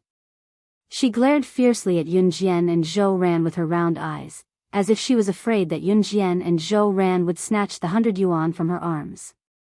"Auntie, I suggest that we let her do a DNA test to know if she's Ni's daughter. After all, Ni is already a big shot in our company. We must always be on our guard." Shen Tuan walked to Old Madam's side and held her hand as if she was following Old Madam's words. "You're still calling me Auntie. You and Ni are going to get married next month. Call me Mom." Old Madam's attitude toward Shen Tuan was completely different from Zhou Ran's. She patted the back of Shen Tuan's hand affectionately and said. After that, she looked at Zhou Ran with deep hatred and said, "Did you hear that? I want you to bring this person who claims to be your daughter to do a DNA test. Also, don't even think about getting a single cent from my family." Bang! Just after Old Madam finished speaking, Yun Ni slammed her fist on a wooden table. Quang quang quang. The wooden table made a huge shaking sound. Following the shaking sound, Yun Ni roared at Old Madam angrily and hoarsely, "Enough. Do you think I can't see through my own daughter? Do we need to do a DNA test to see if she's my daughter? I never agreed to the wedding next month. Get married yourself. Other than Ran, I won't marry anyone else in my life. Get out. Get out." Get out of here. Yun and I was usually an honest person, and Shen Tuan was also the reason why she liked Yun and I. If she married Yun and I in the future, with Ni's temper, Yun Ni's temper, she would be in charge of Yun Ni's way. Yun and I. Yun and I old madam, and was. Old, Yun, was, old with da. Translation was translation old? Was translation? Translation? How? You. Damned woman, remember this. Don't think that I don't know how much money my and borrowed from you. Should that money with Yun, should that amount, it at least money. If you don't return the money, I'll sue you in court tomorrow. Old madam was so frightened by Yun Ni's scolding that she took a few steps back. Then, she looked at Zhou Ran and screamed like a crazy woman. 100,000? After old madam screamed like a lunatic, Yun Jian looked up. Her eyes were cold, and her lips moved slightly as she spoke. That's right. 100,000. Your mother won't be able to save this amount of money even if she works her whole life. You're still pestering or even after you're divorced. Your mother is the mistress. Old madam glared at Yun and I. Just when old madam thought that Yun Jian would refute her verbally or be surprised that Zhou Ran owed her family so much money, Yun Jian's lips moved slightly. Oh, 100,000. In the next moment, everyone saw Yun Jian walk to the side and take the travel bag that she had left at the door. Then, in front of everyone, she unzipped the travel bag and turned it upside down. Everyone saw a large stack of US dollar bills falling out of the travel bag. At that moment, Yun Jian squatted down and picked up a stack of US dollar bills from the ground. She waved it at old madam and said expressionlessly, "This stack of 10,000 US dollars is equivalent to more than 60,000 renminbi. I have 500,000 US dollars here, which is more than 3 million renminbi. Old woman, is that enough to pay you back?" Translator, Atlas Studios Editor, Atlas Studios.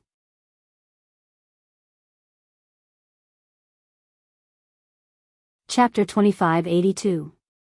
The stacks of banknotes were dug out from the travel bag.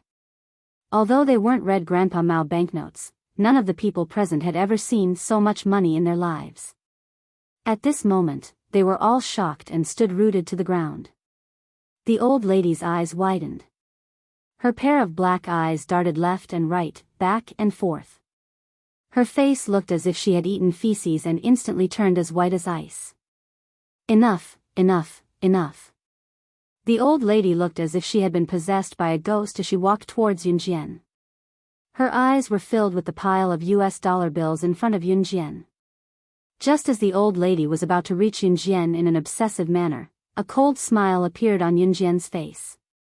Yun Jian's lips curved slightly. Unknowingly, a lighter appeared in Yun Jian's hand. This scene made Shen Tuan, the old lady, Yun and I, Zhou Ran, and Yun Ran's eyes widen in shock. What are you doing? What are you doing, child?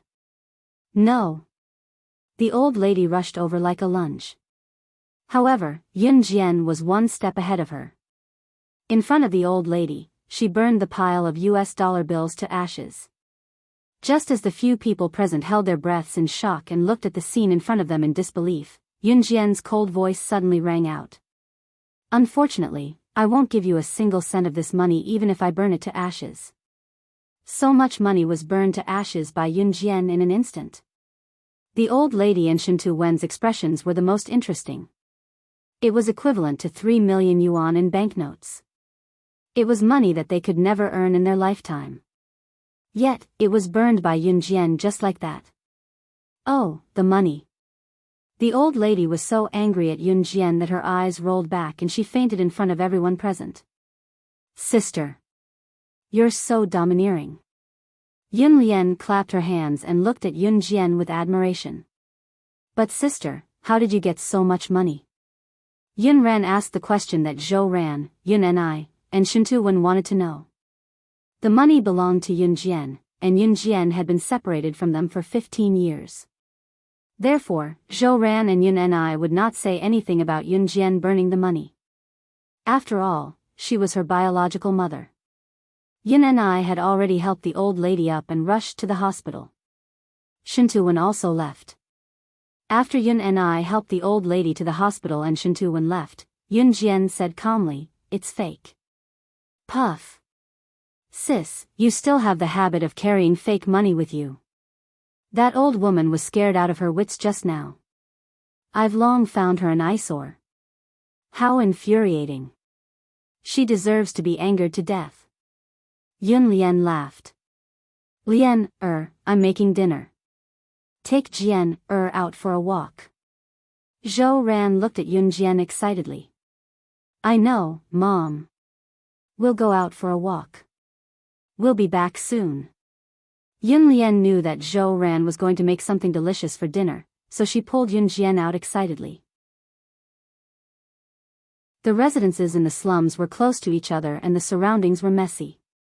It was simple and ordinary, and some places even emitted an awful stench. Yin Meng took Yun Jian away from the slum and went to a school that was equally shabby but had a better environment in comparison. Sis. This is the high school I'm studying in. I'll take you there to take a look. It's Saturday today, and there's no one in school. Yun Ran addressed Yun Jian as her sister smoothly, hooking her arm around Yun Jian's as they walked into the shabby school. Right, sis, what have you been doing all these years outside? Yun Ran pulled Yun Jian through the school gate excitedly. She suddenly thought of something and turned to ask Yun Jian. Yun Jian's eyes glinted at Yun Ran's question. Under Yun Ran's expectant gaze, she confessed, I am. Chapter 2583. Page 1/1, Yunzheng. It's you. Before Yun Jian could say anything, a male voice came from the entrance of the tiny high school. Upon hearing this, Yun Jian glanced sideways. Then, he saw 3 groups of more than a dozen boys walking over with basketballs. The boy who spoke was the one at the front of the group. He had short hair and was wearing a basketball jersey. He was about 1.85 meters tall. He wasn't the most good-looking among the group of boys, but he was the type that was very pleasing to the eye. Following behind these boys was a group of infatuated girls. Even if this high school wasn't famous, there would always be good-looking boys and girls. This was inevitable. Zhou Qiong, are you guys practicing basketball here again? Yunning looked at the boy and asked.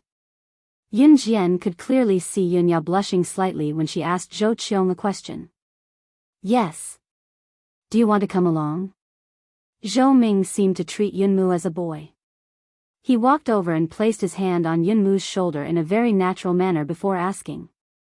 As he spoke, Zhou Qiong saw Yun Jian. He nodded and smiled at her before asking Yun Jian, who is this? I've never seen him before. That's her elder sister. Yunmu rushed to reply. As she spoke, Yunmu's face was filled with happiness. Your sister? Your sister is back. I really wish you all the best.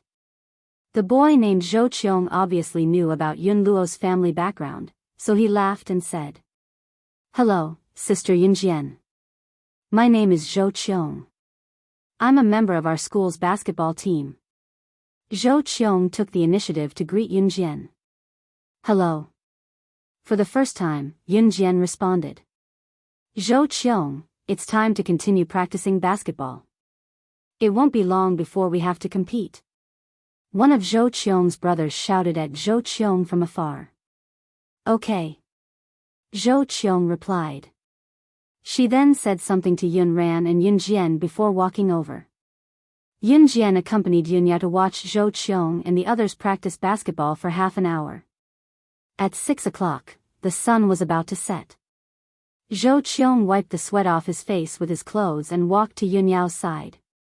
Yunmu was holding a kettle in her hand, knowing that she had prepared it for Zhou Qiong. Zhou Qiong, I've prepared some water for you. Just as Zhou Qiong was about to reach Yun Yao, a girl suddenly spoke up. As she spoke, the girl handed her water bottle to Zhou Qiong. Yun Han, why are you fighting with me over the water? You're not a girl. What if people see you handing water to Zhou Qiong and think you're a girl? The girl glanced at Yunmu with disdain before passing her water to Zhou Qiong before Yunmu could. No need, I'm not thirsty. Seeing this, Zhou Qiong smiled awkwardly. Actually, it was not that Zhou Qiong was not thirsty, but he did not want to make things difficult for Yun Yao. All right. Hearing this, the girl put the water back. The girl's name is Wan Yu. Bro. I'm here. Guess what I found for you? At this moment, a boy walked over mysteriously with a pile of things. What's that? Why are you acting so mysterious? Someone sat on the steps and asked while drinking water. It's a gun. One of my brothers stole it from home. I heard that it was used during the war in the last century. The parts are all scattered now, but you can admire it. The boy walked to the front of the crowd and showed the parts in his arms to everyone. Seeing this, everyone surrounded him. When these parts are put together, it's the gun that's often shown in movies. Wan Yu, the girl who was fighting with Yun, ran over the water bottle, looked at the parts in the boy's arms in amazement. Yeah. Just by looking at these parts, I can't tell what kind of gun it is. The boy holding the parts nodded when he heard Wan Yu's words. Just as everyone was looking curiously at the parts in the boy's arms, a beautiful girl's voice suddenly sounded. The meaning of her words was like a thunderbolt that struck everyone on the spot and made them stare fiercely. This is a Type 64 handgun, the first handgun developed by Country Z. It was designed in 1964 and produced in 1980. It's a more ideal weapon for individual self-defense.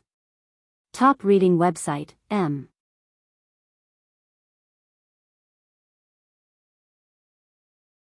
Chapter 2584. Yun Jian's voice reverberated throughout the hall. Everyone was stunned when they heard what she said. Everyone slowly turned their heads to look at Yun Jian. Their eyes were filled with shock. You know guns? The boy who was holding a pile of gun parts for everyone to admire couldn't hide his shock when he heard Yun Jian's words. Wan Yu, the girl who had fought with Yun Jian to pass water to Zhou Qiong and said that Yun Jian was a man. She also looked at Yun Jian in shock. The girls present were all good-looking. Yun Jian was the most outstanding among them. Everyone was a high school student who had never been out of the city and didn't have many distracting thoughts. Therefore, no one paid too much attention to Yun Jian. Although the people here were poor, they hadn't gone out into society. Therefore, everyone's thoughts were relatively simple. I'm interested, Yun Jian said under everyone's gaze. Interested? Even if you're interested, your family probably doesn't have the funds to let people read about guns, right? Wan Yu interrupted Yun Jian as though she was eager to interrupt Yun Jian. As soon as she finished speaking, Wan Yu immediately turned to look at the boy holding all kinds of gun parts and added, Mu Zishi, other than loving to play basketball, I often see you guys reading books about guns after class, right? She's a girl. Her understanding of guns definitely isn't as profound as yours. Moreover, Mu Zishi, the gun you brought has already been turned into parts. How could she possibly recognize it? Wan Yu didn't hate Yun Jian to the bone at first sight. She also didn't have a reason to hate Yun Jian. However, girls generally held hostility towards women who weren't their friends. At least in their words, they wanted to gain an absolute advantage. Wan Yu was like that. Wan Yu, she's Yun Jian's older sister. Zhou Qiong awkwardly reminded Wan Yu, who thought she was very smart. Hearing this, Wan Yu's face stiffened. That's right, she actually forgot that Yun Jian didn't grow up with Yun Mu. Yun Han's elder sister had been separated when she was 5 years old. This was something that everyone knew. If that was the case, then what she said just now would not be valid. Now, no one knew where Yun Jian had gone and what she had done in the past 15 years. Cough. We only know the basics. Later, my brother will come over. My brother has a deep understanding of handguns. He can answer whatever we don't understand. I got this gun from one of my buddies. I want to show it to everyone first. Mu Zishi broke the awkward atmosphere as he opened his mouth and laughed. Actually, no one believed what Yunjian said. After all, she was a girl. Would she really be interested in guns? But other people were not like Wan Yuyu, speaking so firmly. Yunjian naturally saw it, but she didn't say anything else after saying that. Obviously, she didn't care about what others thought. Sister, I believe you. Yunmu suddenly leaned over to Yunjian's ear and whispered. Yunjian heard this and looked up at Yunmu. The moment Yunjian looked over, Yunmu winked at Yunjian. Hey! My brother is here.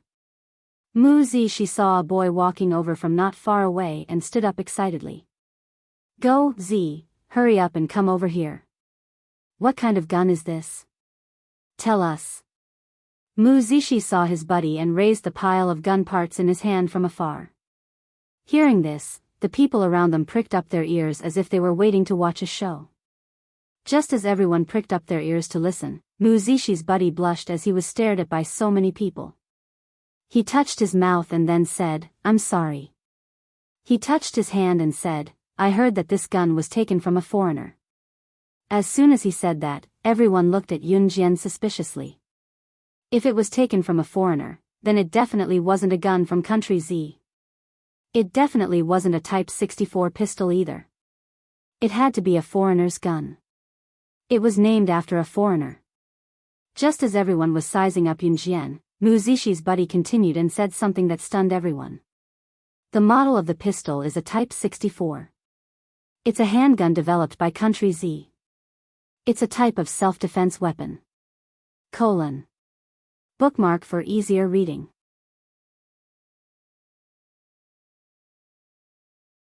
Chapter 2585. Translator, Endless Fantasy Translation Editor, Endless Fantasy Translation Translator, Endless Fantasy Translation Editor, Endless Fantasy Translation. When everyone heard Brother Mu Zishi say that the handgun was taken from a foreigner, they mistakenly thought that the handgun was made by a foreigner. That meant that the handgun was definitely made by a foreigner and would not be named after the model name of the handgun in country Z.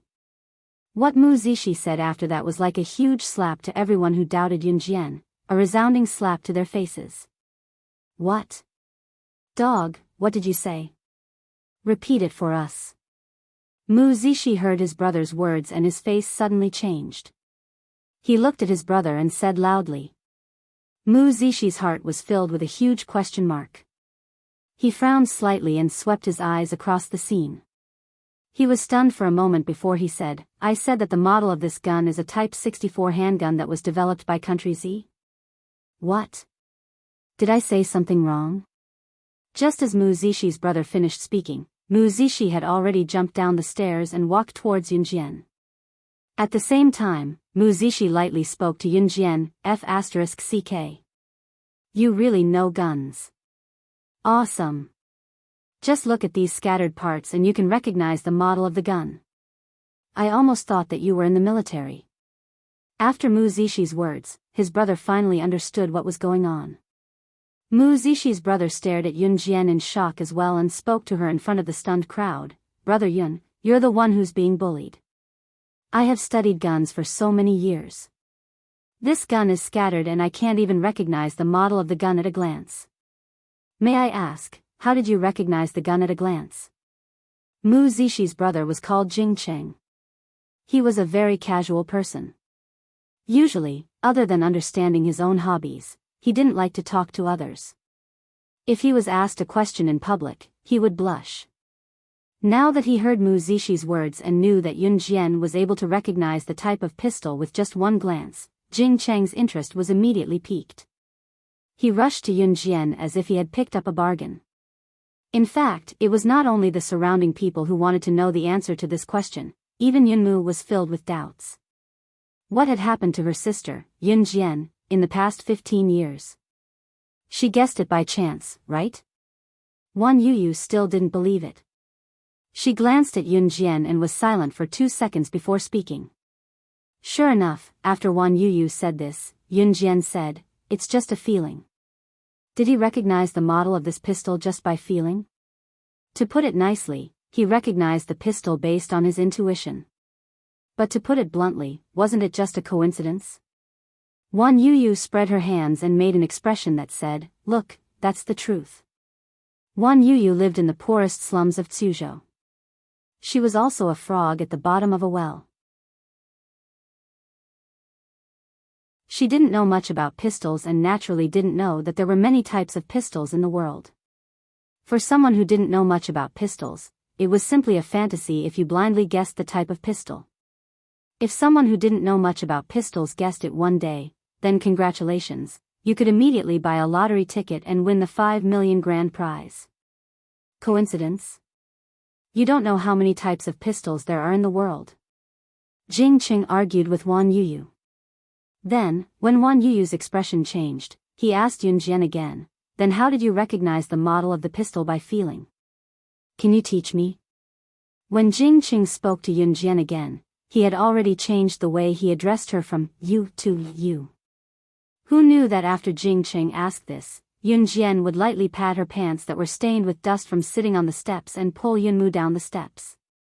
Everyone thought that Yun Jian didn't plan to pay attention to Jing Qing and was about to leave.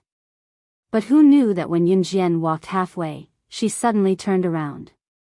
Her beautiful eyes flashed sharply, but she only left Jing Qing with a sentence that everyone present didn't quite understand, but they trembled from head to toe. One day, when you have no choice but to hold all kinds of guns in your hands and fight enemies, you will naturally be able to recognize the type of gun by feeling. Translator, Henyi Translations Editor, Henyi Translations.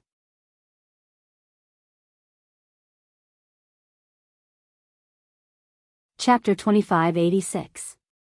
Zhou Ran's sister-in-law came to visit. Yun Jian's words were very subtle, giving people a feeling that they didn't fully understand what she meant. However, if one thought about it carefully, what she said was not difficult to understand. The knowledge learned from books was far less clear than the knowledge gained from an hour of actual operation. For example, if you were to learn English from books for 6 years in primary school, 3 years in middle school, and 3 years in high school, a total of 12 years of learning, it would definitely be better than throwing you into an English-speaking country for 2 years. All of Jing Cheng's knowledge of firearms came from books. This kind of knowledge could at best be regarded as rote memorization. What Yun Jian meant was the actual operation. When you are able to operate all kinds of firearms with ease, even if you don't know what kind of firearm it is, or even if you don't know it yourself, it will be deeply imprinted in your mind and can't be erased. Let's go home for dinner. Everyone around them was stupefied by Yun Jian's words. It was not only because Yun Jian was able to say something so profound, but more importantly, it was because Yun Jian was able to say something like that. Did that mean that she was very knowledgeable about firearms, just as she said? She had once had to hold all kinds of guns in her hands to fight the enemy? Country Z was a country that prohibited the use of firearms, and Yun Jian was Yun Mu's biological sister who had been separated from her for 15 years. If you compare this. In that case, where had Yun Ying's sister, Yun Jian, gone all these years? The hearts of everyone present were filled with doubt, and they urgently wanted to know the answer. However, by the time everyone wanted to ask, Yun Jian had already walked far away with Yun Mu. Zhou Qiong, see you tomorrow. After Yun Yao and Yun Jian were more than 10 meters away from the crowd, she turned around and waved at Zhou Qiong. See you tomorrow. Zhou Qiong nodded at Yun Lian. Her short black hair was very dazzling under the setting sun. Even though Yunmu had thousands of questions that she wanted to ask Yun Jian personally, she still chose to ask after dinner. After returning home, Zhou Ran had already prepared a very sumptuous dinner, a small fish the size of a hand, a plate of homegrown vegetables, a nest of pickled meat and bamboo shoots, and a plate of glutinous rice intestines stir-fried with meat. The last 2 dishes were produced during the New Year.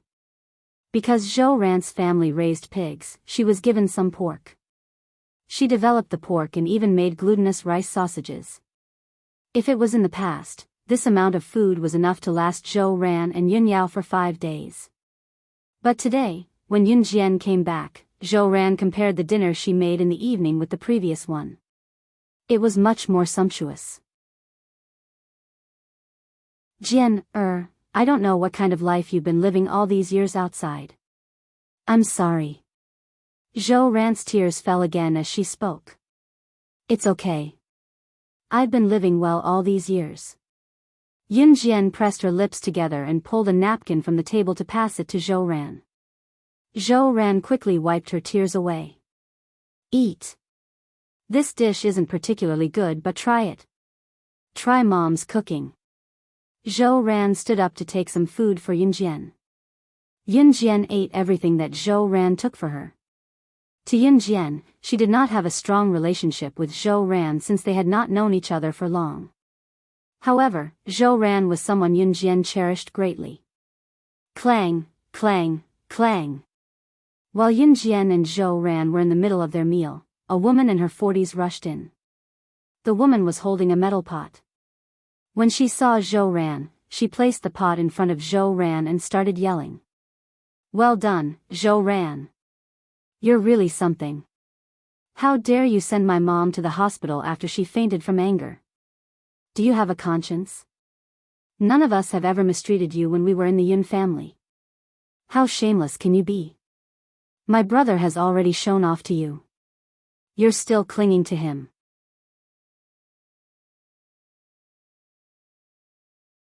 Chapter 2587.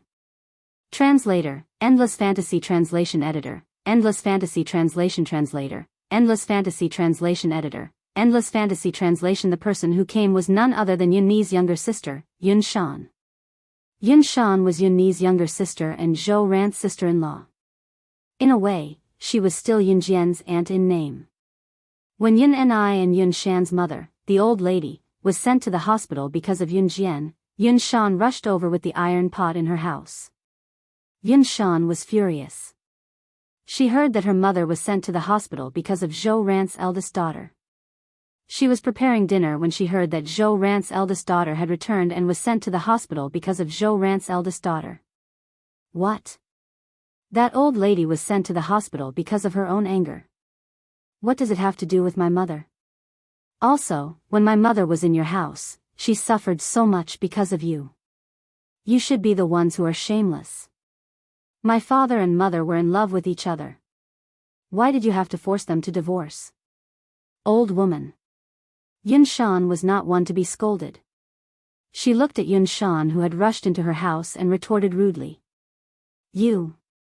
Yun Shan was angered by Yun Shan and took a deep breath. Just as she was about to speak, Zhou Ran pulled Yun Shan over and said to Yun Shan, You know very well what kind of life I've been living in the Yun family. I, Zhou Ran, don't owe you anything. It's not your turn to interfere in the matter between me and Ni, you little sister-in-law. Yun Ni is still unmarried, and so am I, Zhou Ran. Even if we are divorced, which law forbids us from remarrying? This is my house now. If you don't leave, don't blame me for being merciless. I will sue you for trespassing. Zhou Ran was different from Qin Yiru. Zhou Ran could endure the Yun family's anger because she had married into the Yun family and treated them as her own family. But now that the Yun family had done things so ruthlessly, Zhou Ran naturally couldn't stick to their cold butts.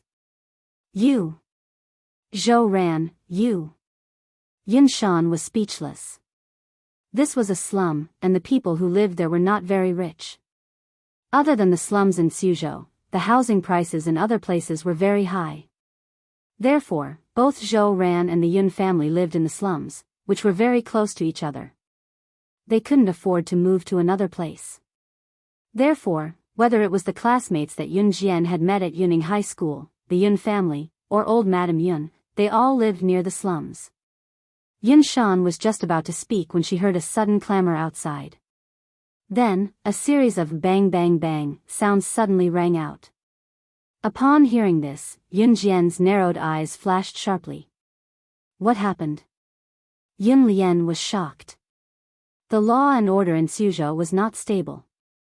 Z country prohibited the use of handguns, but there were still many gangsters who carried guns. Compared to Longmen City, the gangsters in Suzhou were more cunning. Therefore, the occasional gunshot was not surprising. Yun Shan. Your Xiangzi is being hunted down. I told you that nothing good will come out of your Xiangzi hanging out with people from the black market every day. Go down and take a look. The residents near the slums knew each other. One of them rushed to Zhou Ran's house and spoke to Yun Shan. Yun Shan's face paled at the words and she ran down the stairs quickly. The resident obviously knew many people. She glanced at Zhou Ran and hesitated for 2 seconds before speaking to Zhou Ran anxiously. Although you and Yun and I are divorced, I can see that both of you love each other as much as before. I saw Yun and I and Xiangzi together outside just now. They're probably being hunted down together now. Zhou Ran stumbled down the stairs as soon as she finished speaking. Yun Lian and Yun Jian followed closely behind her. After going around 2 junctions, they were getting closer to the sound of gunshots. Yun Jian saw Zhou Qiang, Wan Yuyu, Mu Zixi, and Jing Cheng whom she had met in school earlier. They were standing there after hearing the gunshots. They were still some distance away from where the gunshots were, but when they heard the noise, all the neighbors came out to see what was going on. It was common knowledge that Yun Shan's husband was a gangster. What's going on? Zhou Ran rushed over to ask. Judging by the sound, it's not good. I heard that Yun and I sent her mother to the hospital and came back. How did this happen? An old man spoke anxiously as he propped himself on the ground with his walking stick. What should we do then? Zhou Ran's face was pale. I've already asked someone to contact the police station. I just don't know if we can make it in time, someone said. Just as the words were spoken, the group saw a slender silhouette walking past them. Yun Jian was walking around the crowd toward the source of the gunshots. Jian, what are you doing? Zhou Ran hurried over to stop her. Sis. I know you're worried and so am I. But there's nothing we can do if we go. Yun Lian spoke up as well, her panicked expression betraying her. Just when everyone thought that Yun Jian was frightened by the incident, they saw Yun Jian pulling out a shiny silver pistol from her waist case right in front of Zhou Qiang, Wan Yuyu, Mu Zixi, Jing Cheng, and everyone else. Everyone was stunned. Yun Jian glanced sideways at Yun Zhan with a red smirk on her face as she uttered something that caused an uproar and stupefied everyone present. Didn't you want to know what I've been doing all these years outside? I'll tell you with my actions now. Translator, Henyi Translations Editor, Henyi Translations.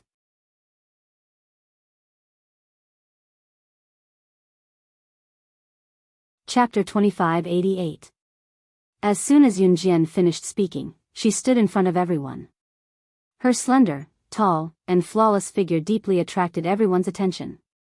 Coupled with the words that just came out of her red lips, Yun Lian, who was standing in the front and looking at Yun Jian, suddenly widened her dark eyes. It was a shiny silver Browning pistol.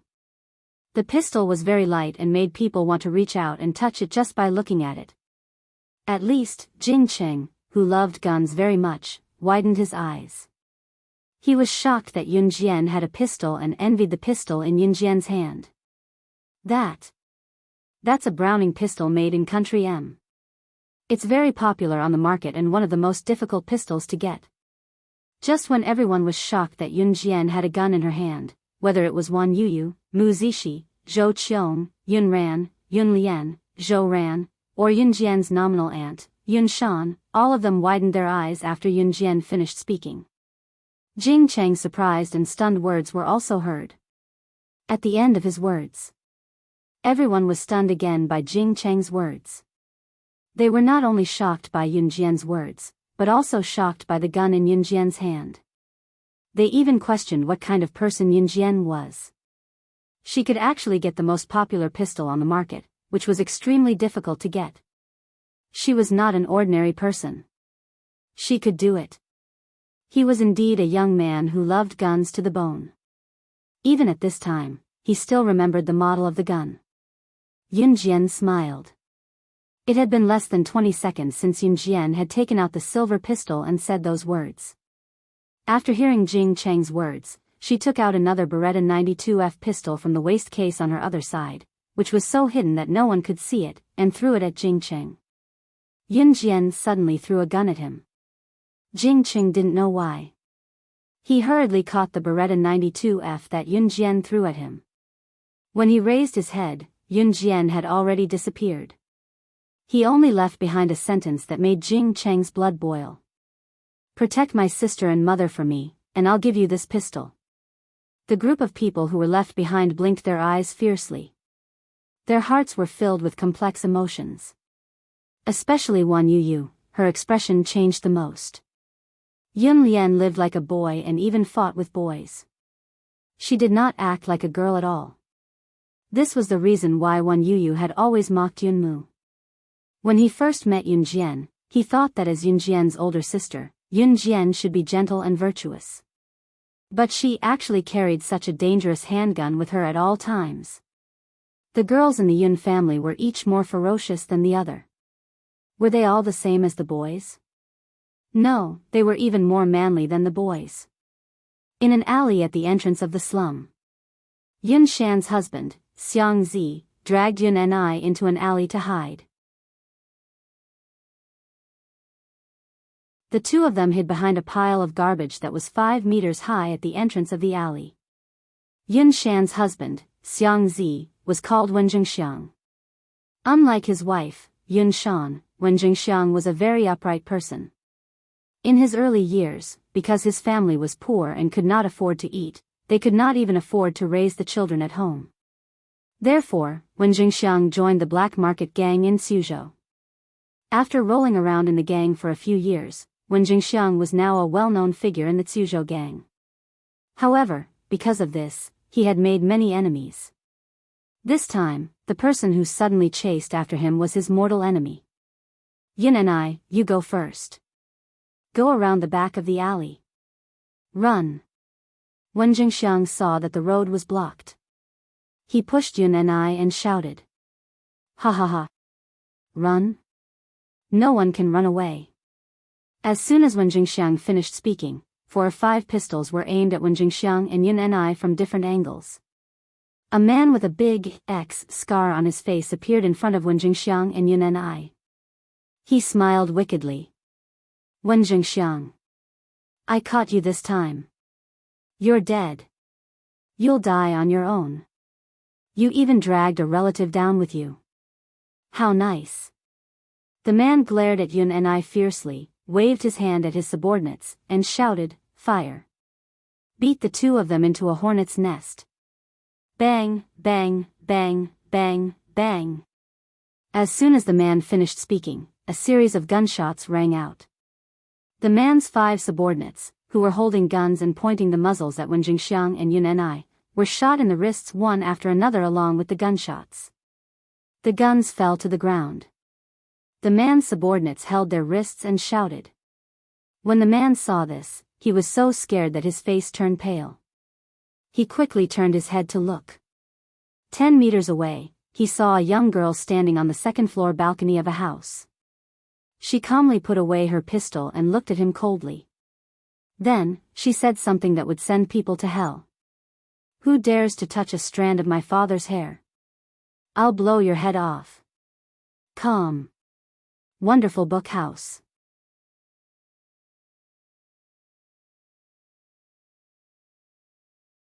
Chapter 2589. The man's expression changed drastically when he saw his 5 subordinates being shot by Yun Jian in the wrists that were holding their guns. While the man was still in shock, Yun Jian was already holding onto the second-floor balcony that was more than 10 meters away. She jumped from the simple balcony that was 3 meters above the ground to the flat ground easily.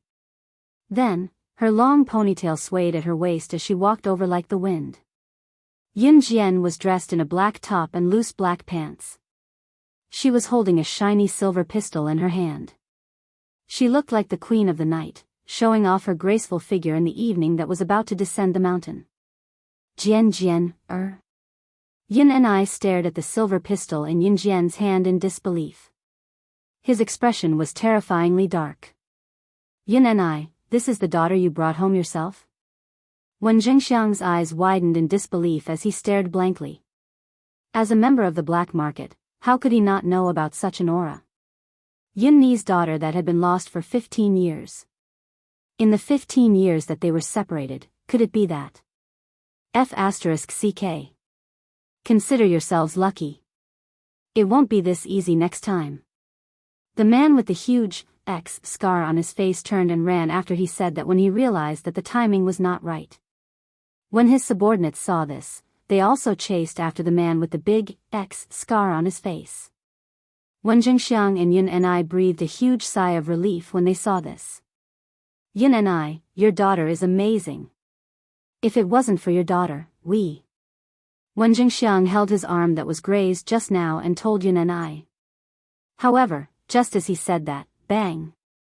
A gunshot that startled the birds on the telephone pole and sent them flying away suddenly rang out when Wen Jingxiang was halfway through his conversation with Yun and I. On the other side, the scarred man, who had a big X on his face, was about to run away when a bright bullet pierced through the middle of his head. The scarred man's body swayed and his footsteps stopped. In the next second, he fell to the ground with a plop and no longer moved. F***CK. F***CK. Yin and I, your daughter, your daughter. Seeing this, Wen Jingxiang stood up in shock. He covered the abrasions on his arm and ran to where the scarred man had fallen. In this era, it was illegal to kill people. But generally, in a place like Suzhou, there were more hooligans and gangsters. If you had someone to protect you, it would be fine. It was common for people to die in the black market. However, Wen Jingxiang did not expect that Yun Jian would actually kill someone. She was just a teenage girl. What had he encountered in the past? After killing someone, he didn't even bat an eyelid. Bring your leader's body back. Tell your gang members that if they want revenge, come to 309 Jindonkyo Road in the slums and look for me, Yun Jian. Without waiting for Wen Jingxiang to speak, Yun Jian put away her gun and coldly spoke to the dead man's subordinates. When the man's subordinates heard this, they were stunned. In the next second, they lifted the man's body and left as if they were fleeing. It was only when everything quieted down that Wen Jingxiang looked at Yun Jian.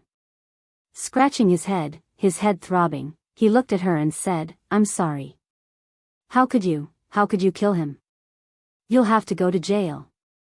Yun and I also walked over, trembling all over. She was trembling because Yun and I was afraid that her daughter would be forcibly arrested and sent to jail as soon as she came back. It was all his fault. It was all because he, as a father, did not do his duty and did not educate her properly. Yun and I also scratched her head. Just as Yun and I and Wen Jingxiang looked anxious, Yun Jian suddenly spoke. Her words were still as cold as ice. You have to dig up the roots to cut the weeds. He deserved to die. M.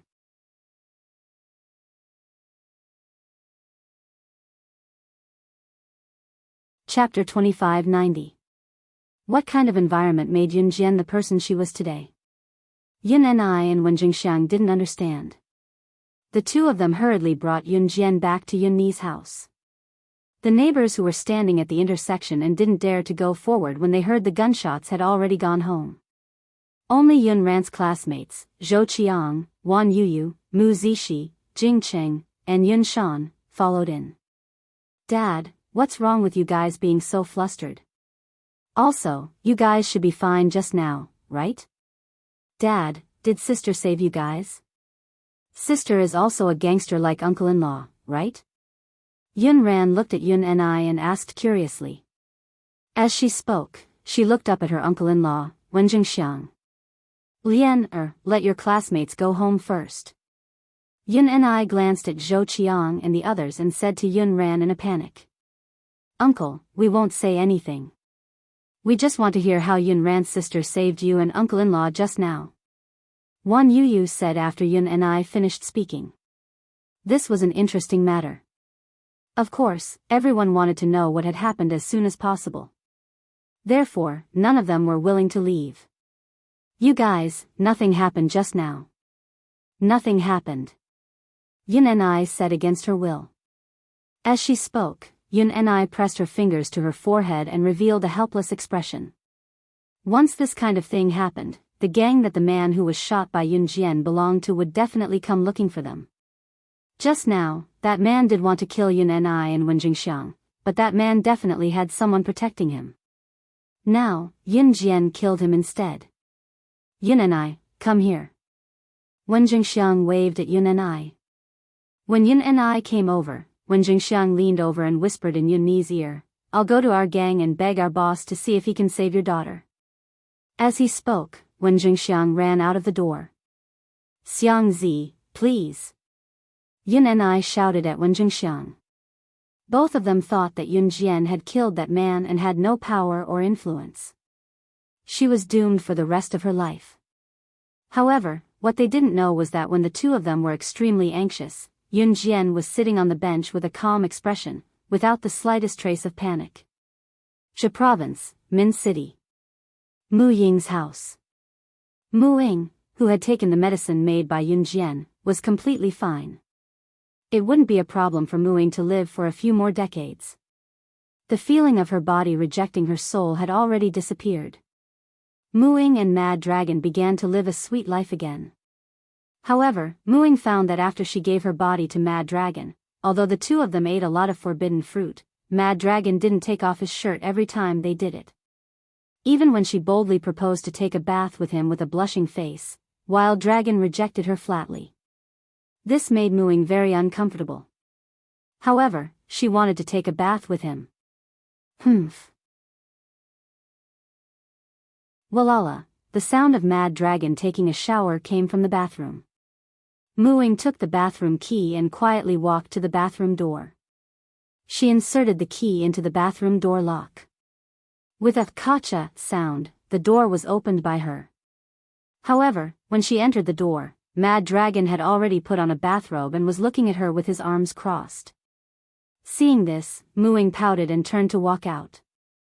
Break up, break up. I want to run away from home.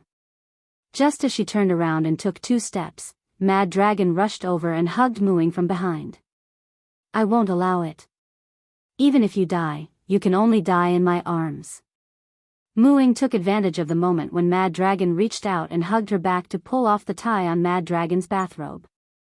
She turned around and looked at Mad Dragon's upper body with a look of success on her face. However, what she saw were deep and shallow marks that were obviously imprinted not long ago. It looked like a chest that had been deliberately tortured. The wounds were shocking. Calm. Wonderful book house. Calm.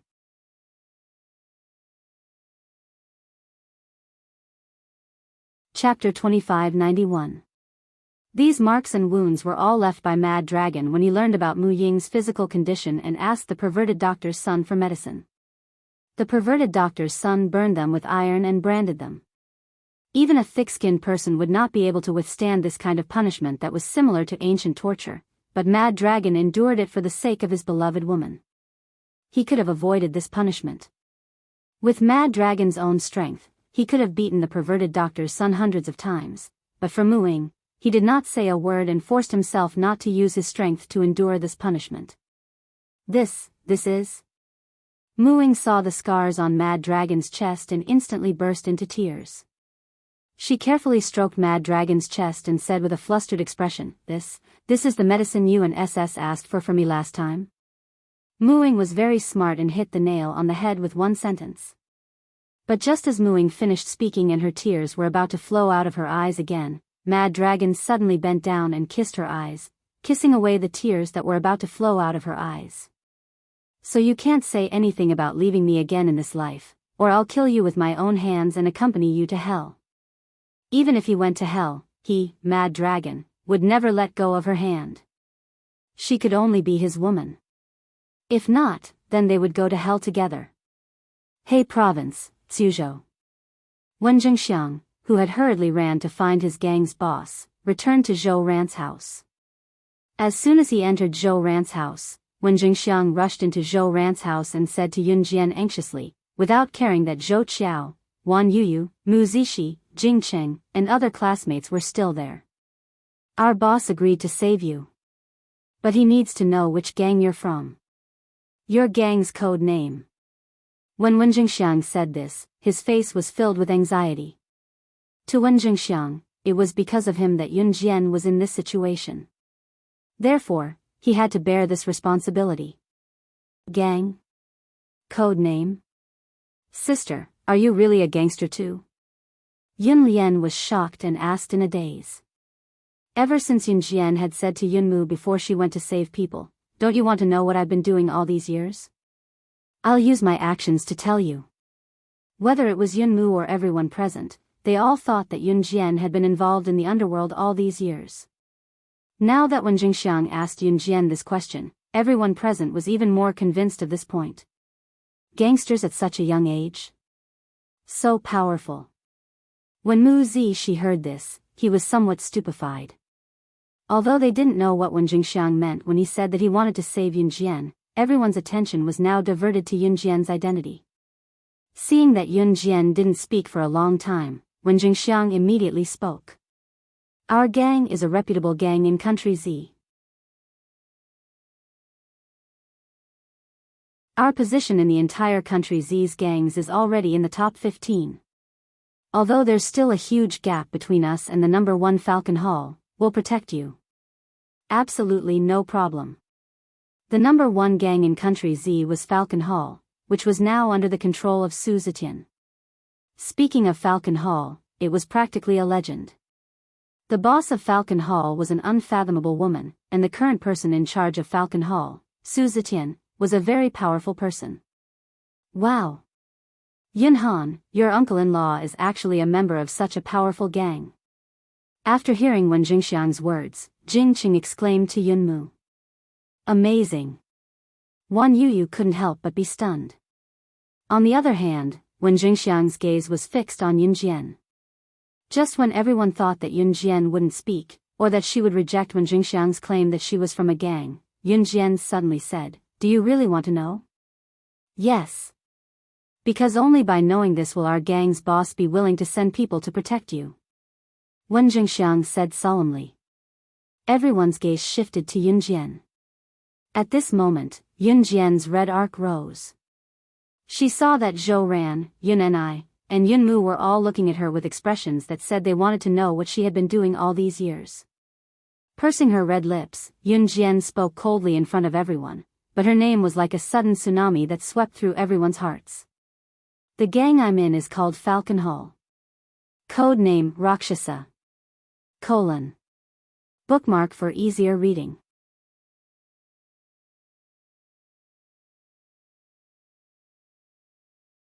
Chapter 2592. Page 1/1. Everyone sucked in a deep breath when they heard Falcon Hall.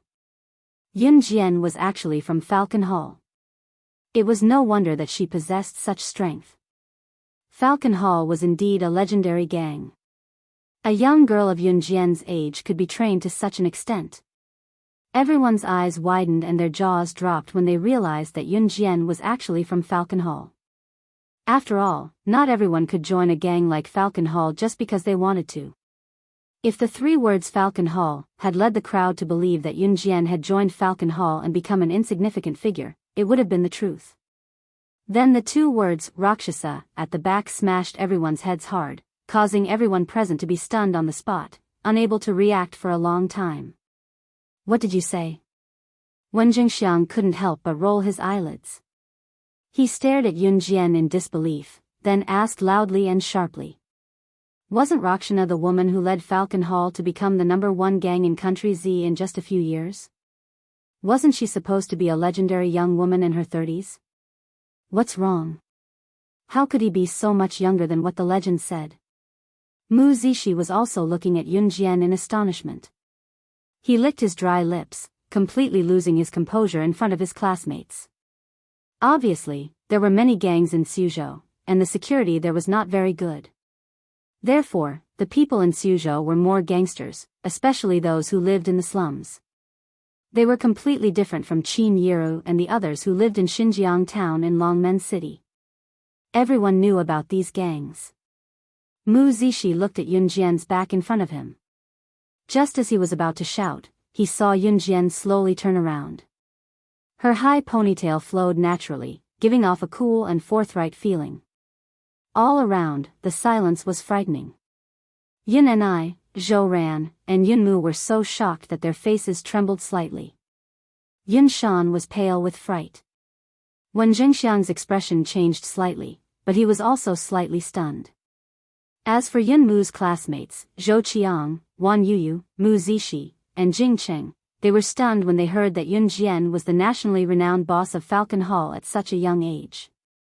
After a while, Yun Jian, who stood in front of everyone, turned slightly, her lips curling into a stunning red arc as she nodded without denying it. That's right. Falcon Hall is mine. 10 minutes later, Yun Jian sat on one of the few benches in Zhouran's house, surrounded by a dozen pairs of eyes. God, I can't believe it. Falcon Hall was founded single-handedly by Yun Ai's sister.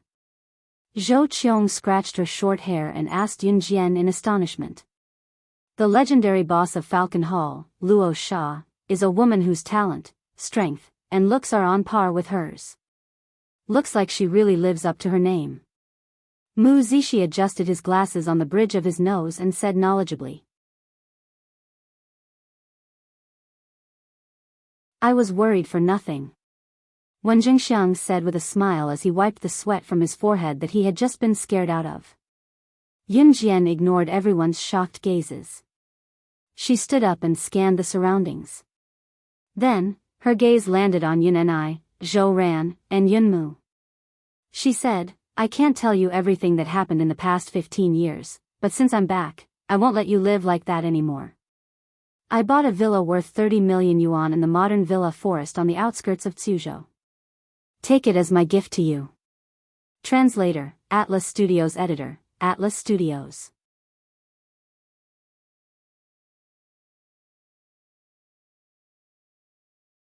Chapter 2593. Translator, Endless Fantasy Translation Editor, Endless Fantasy Translation, page 1/1. The poorest people in Zhuzhou lived in the slums. The wealthiest people in Zhuzhou lived in the modern villas in the suburbs. One would have to be worth at least 5 million yuan to move to the modern villas in the suburbs. In this era, a villa worth more than 30 million yuan was the kind of luxurious villas that were often shown in television dramas. It would take 3 to 5 minutes to drive from the villa's entrance to the Shen family's courtyard. Yun Jian's words were undoubtedly a blow to everyone present. F***ck.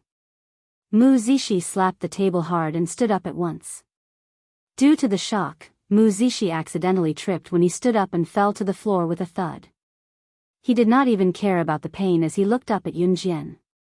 F***ck. Rich. Bro, help me check if my heart is still in my chest. Oh my god, I'm about to pee my pants.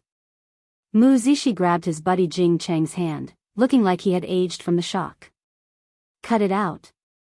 Jing Cheng hit Mu Zixi while he was down and pressed his finger against Mu Zixi forehead. Wan Yuyu's entire body had already stiffened into a stone statue, not moving at all. Yun Shan was so envious that her saliva was about to drip onto the floor, but Wen Jingxiang's expression remained unchanged. Logically, Zhou Ran and Yun Ni, as Yun Jian's biological parents, should be overjoyed. After all, Yun Jian had been doing well all these years to be able to give them a villa worth 30 million yuan as a greeting gift. However, Zhou Ran sensed something when she heard Yun Jian's words. She rushed to Yun Jian under everyone's gaze and grabbed Yun Jian's hand to ask Yun Jian loudly. Jian, you're still leaving? Aren't you going to stay by our side? As expected of her biological mother, Zhou Ran immediately understood the meaning behind Yun Jian's words. Big sister, are you not going to live with us? Yun Yin also looked at Yun Jian with an expectant expression and asked. Everyone's heart tightened slightly.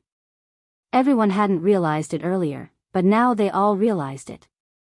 Since Yun Jian was the boss of Falcon Hall, Rakshasa, it meant that her future path would be completely different from the rest of them.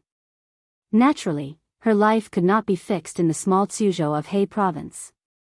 Under the expectant gazes of Yun Mu, Zhou Ran, and Yun Ni, Yun Jian's raised eyebrows slightly smoothed out. She still spoke with a superficial expression, which made everyone present realize that Yun Jian's words were different from the rest. I'm sorry, but I won't stop moving forward for anyone. Staying here is not a life that suits me. From the moment I was abducted and stepped into the world I lived in, the ordinary life of an ordinary person had already left me. If I take a step back, I'll be facing a bottomless abyss. There's no room for choice. So, this is all I can do for all of you. Yun Jian's words were a little confusing to those who heard her. Yun Jian's identity as the boss of Falcon Hall, Rakshasa, was destined to be extraordinary. In spite of it, the group understood the other meaning behind Yun Jian's words. Could it be that her identity was far more than that? They could not help feeling doubtful. Just as they were feeling doubtful, Yun Jian, who was sitting on the bench in front of them, stood up.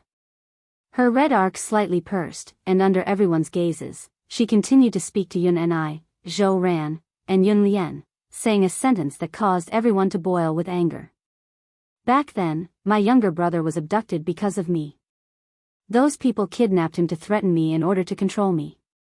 Translator, Endless Fantasy Translation Editor, Endless Fantasy Translation.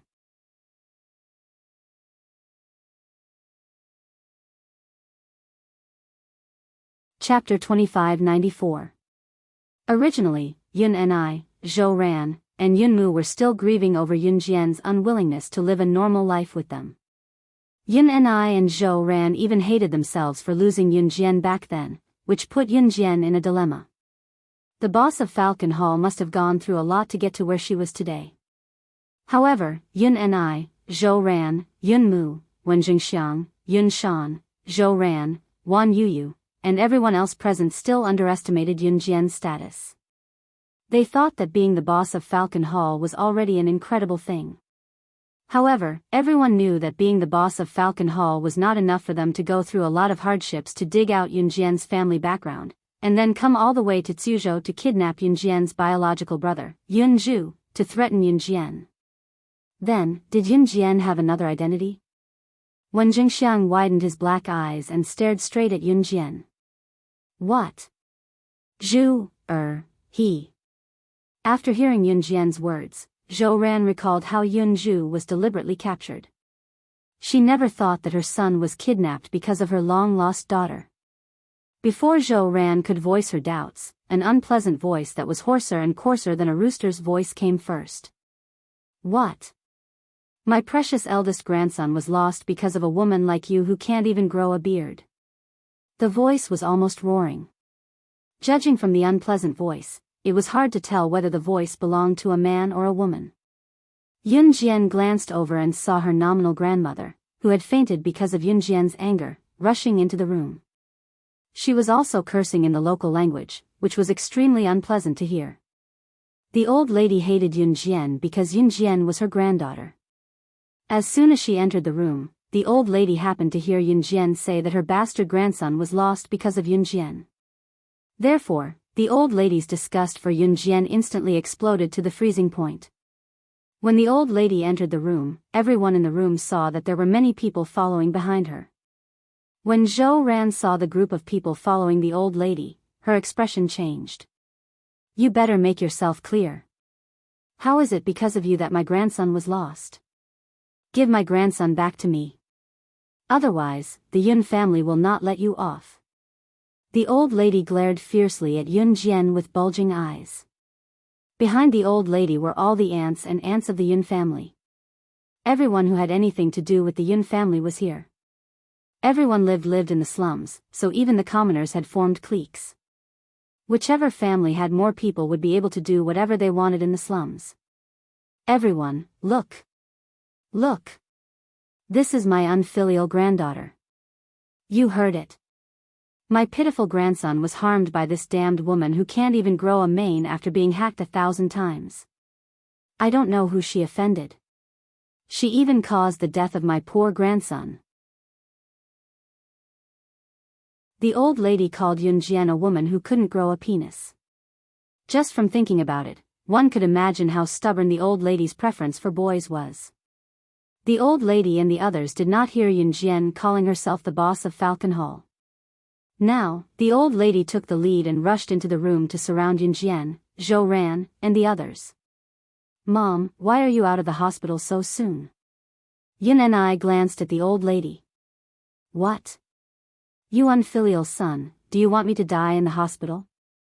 The old lady put her hands on her hips and looked arrogant. After she finished speaking, the old lady pointed at Yun Ni and said to the group of Yun family members she brought with her. Everyone, help me catch this unfilial son. Yun and I has to agree to the wedding next month even if she doesn't want to. I've worked so hard to raise you. Don't tell me that I can't control you. The group of Yun family members that the old lady brought with her were all her relatives. 2 of them were the old lady's sons other than Yun and a few of them were the descendants of Yun Mi's father's brothers. All her close relatives were present. After the old lady finished speaking, the group of adults from the Yun family immediately rushed over fiercely to catch Yun and I. Yun Mi's eyelids twitched. Zhou Ran's heart ached. Back then, the old lady had forced Zhou Ran and Yun and I to divorce like this.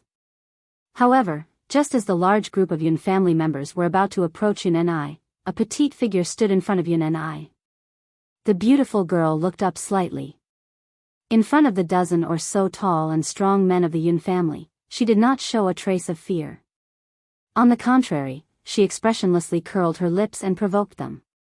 If you want to take my father away, defeat me first. Come. Wonderful book house, you're tuning into the Biyao's Wuxia Chronicles YouTube channel. Don't forget to subscribe and join us on this journey to catch the most captivating stories.